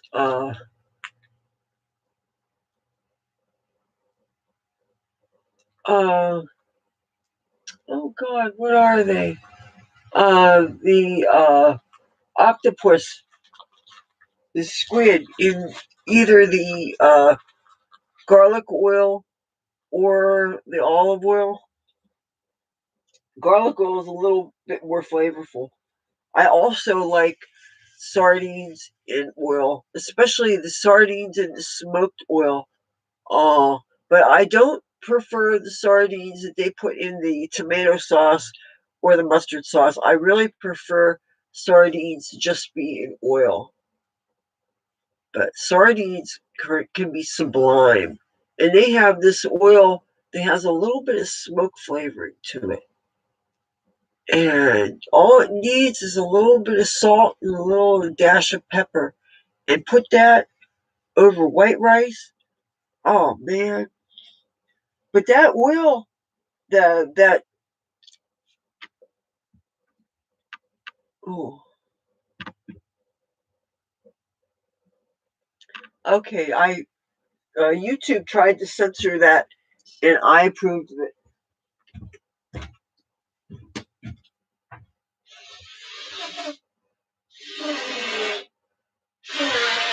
I'm sorry, my son.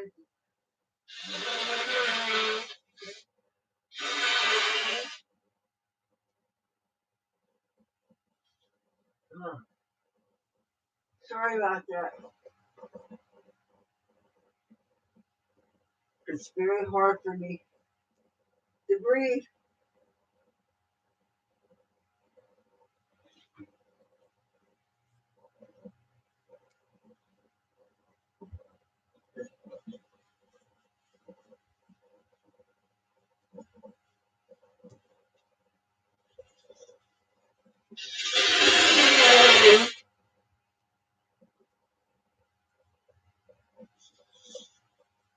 Oh man.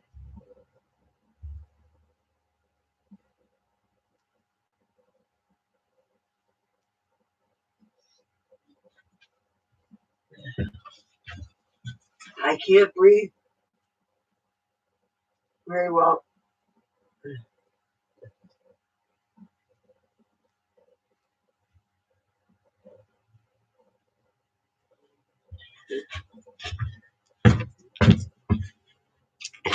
But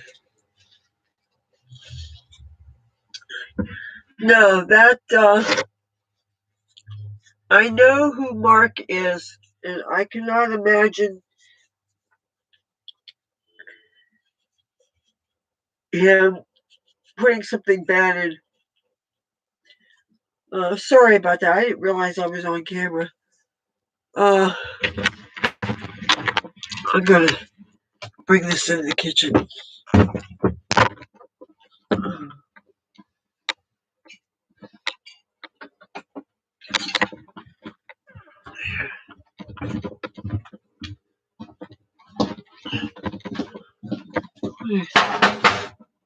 Get some grapefruit juice.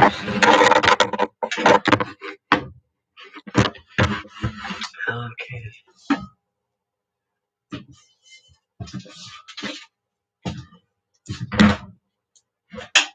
Oh, my mother did some cooking today, and she made lentil soup.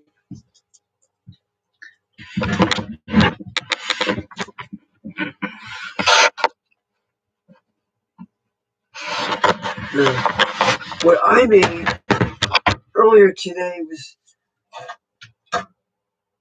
much thicker because I stewed 2 chicken legs in it. But right now, I'm going to get some grapefruit juice. You know, when you use something acidic like grapefruit juice, you never want to use styrofoam because you can dissolve some of the styrofoam. You can end up with styrofoam in your stomach. So, never do that.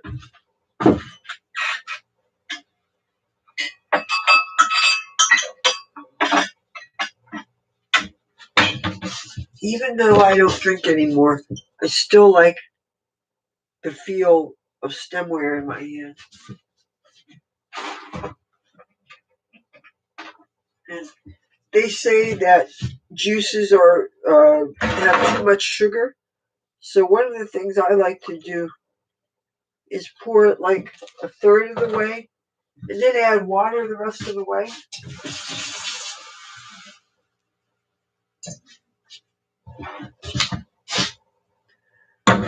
But then I add sweetener to it.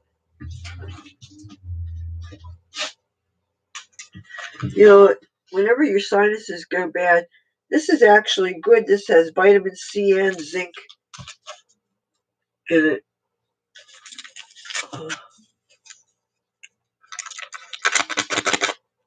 So, and by adding sweetener to this, you actually cut the acidity and you make it sweeter. And grapefruit juice, let's face it, grapefruit juice can be rather bitter. But it's really good for you, unless, of course, you're taking medicines that prohibit it.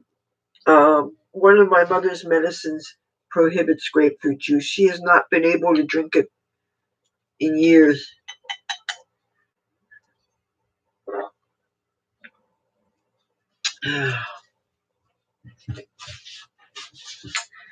But all it is grapefruit juice, water, and the sweetener. That's all it is. I'm thinking that I need something with vitamin C in it. My sinus is always acting up, and the red pills, those pseudoephedrines, they really do help.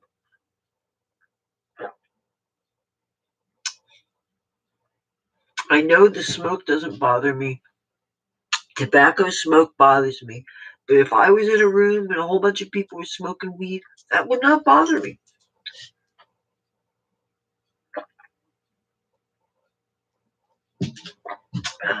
I hope you don't think I'm rude doing that on camera and stuff, but my sinuses was really craving that.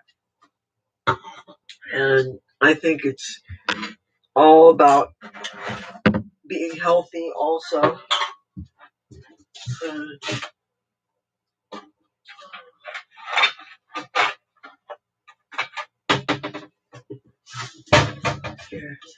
These were from Chinese takeout, but these are really great containers.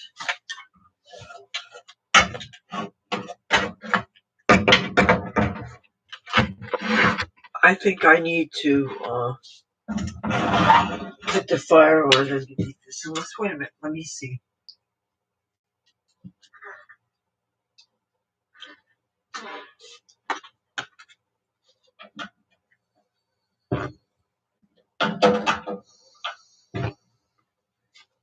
Yeah, I'm going to need to reheat that.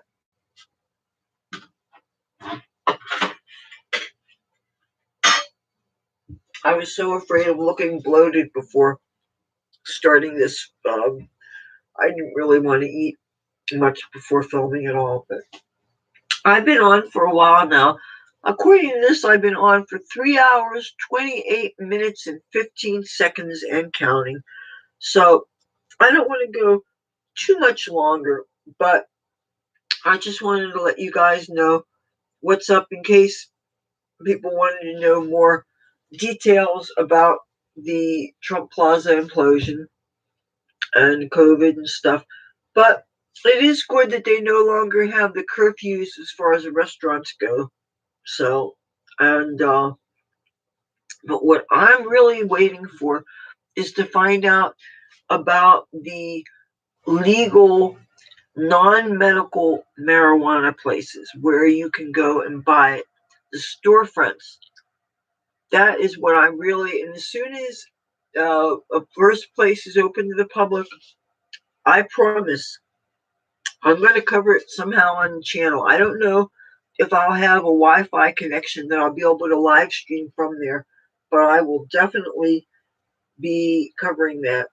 And also this month, like I said earlier, I want to do at least one fashion show, and I also have a fashion show involving face masks coming up. Of course, in order for that to come up, I need to get the rest of them have to come in the mail, and I have to wait for that slow boat from China. That's the only thing. Whenever you buy things from uh, Wish.com, you have quite a wait.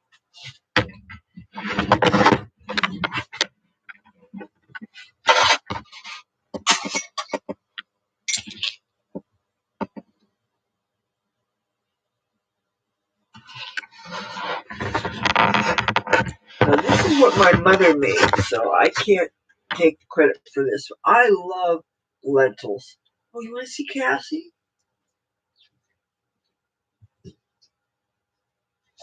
Oh, I got it. Look, I prefer not to get cat hairs in my food. And I don't want to get you near the stove either, because kitties don't need to be near stoves. You know, you don't need to be near stoves and give me the flippity gibbets. Hey, hey, calm down. Hey, calm down, calm down. Hello? It's okay. It's okay. It's okay. Oh, it's okay. It's okay. It's okay. All right, here. All right, fine. All right, go. Fine, fine. Ah, love this cat. Love this dear darling sweetheart. So, yeah, I really would have liked to have gone out. Now it looks like I can't tell whether it's raining right now or not. But, you know, it is a Saturday night. I could see traffic out there.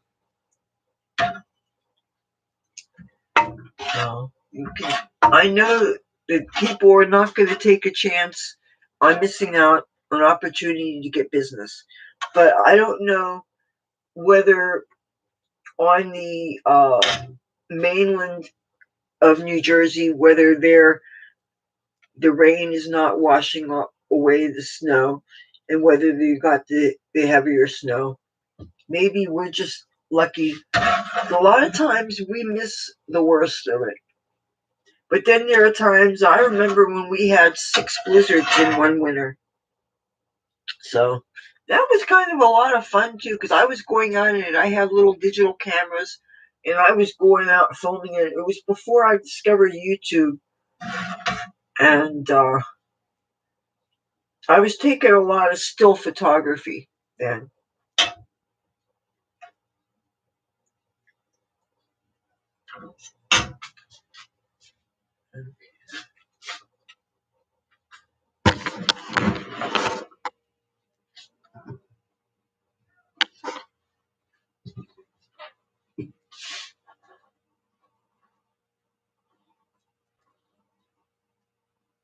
Does that look good?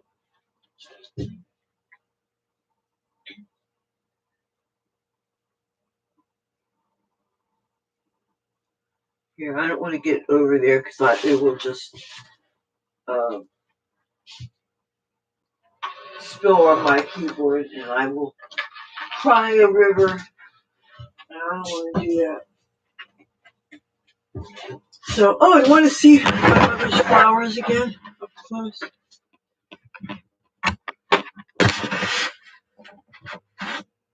Okay, nice.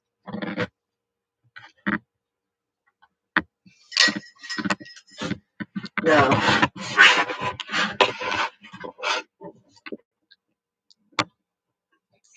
that would be Trump Plaza, but you can't see it.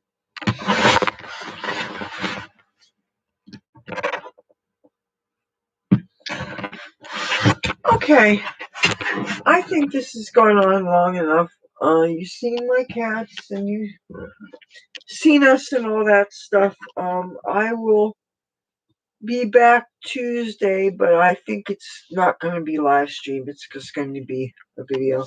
So if you like this video, feel free to give this a thumbs up. If you like me and my content, I'd love to have you subscribe. If you do, hit the bell so you don't miss anything I post. I will talk to you in a couple of days. I am hungry. I'm going to have some of my lentil soup, okay?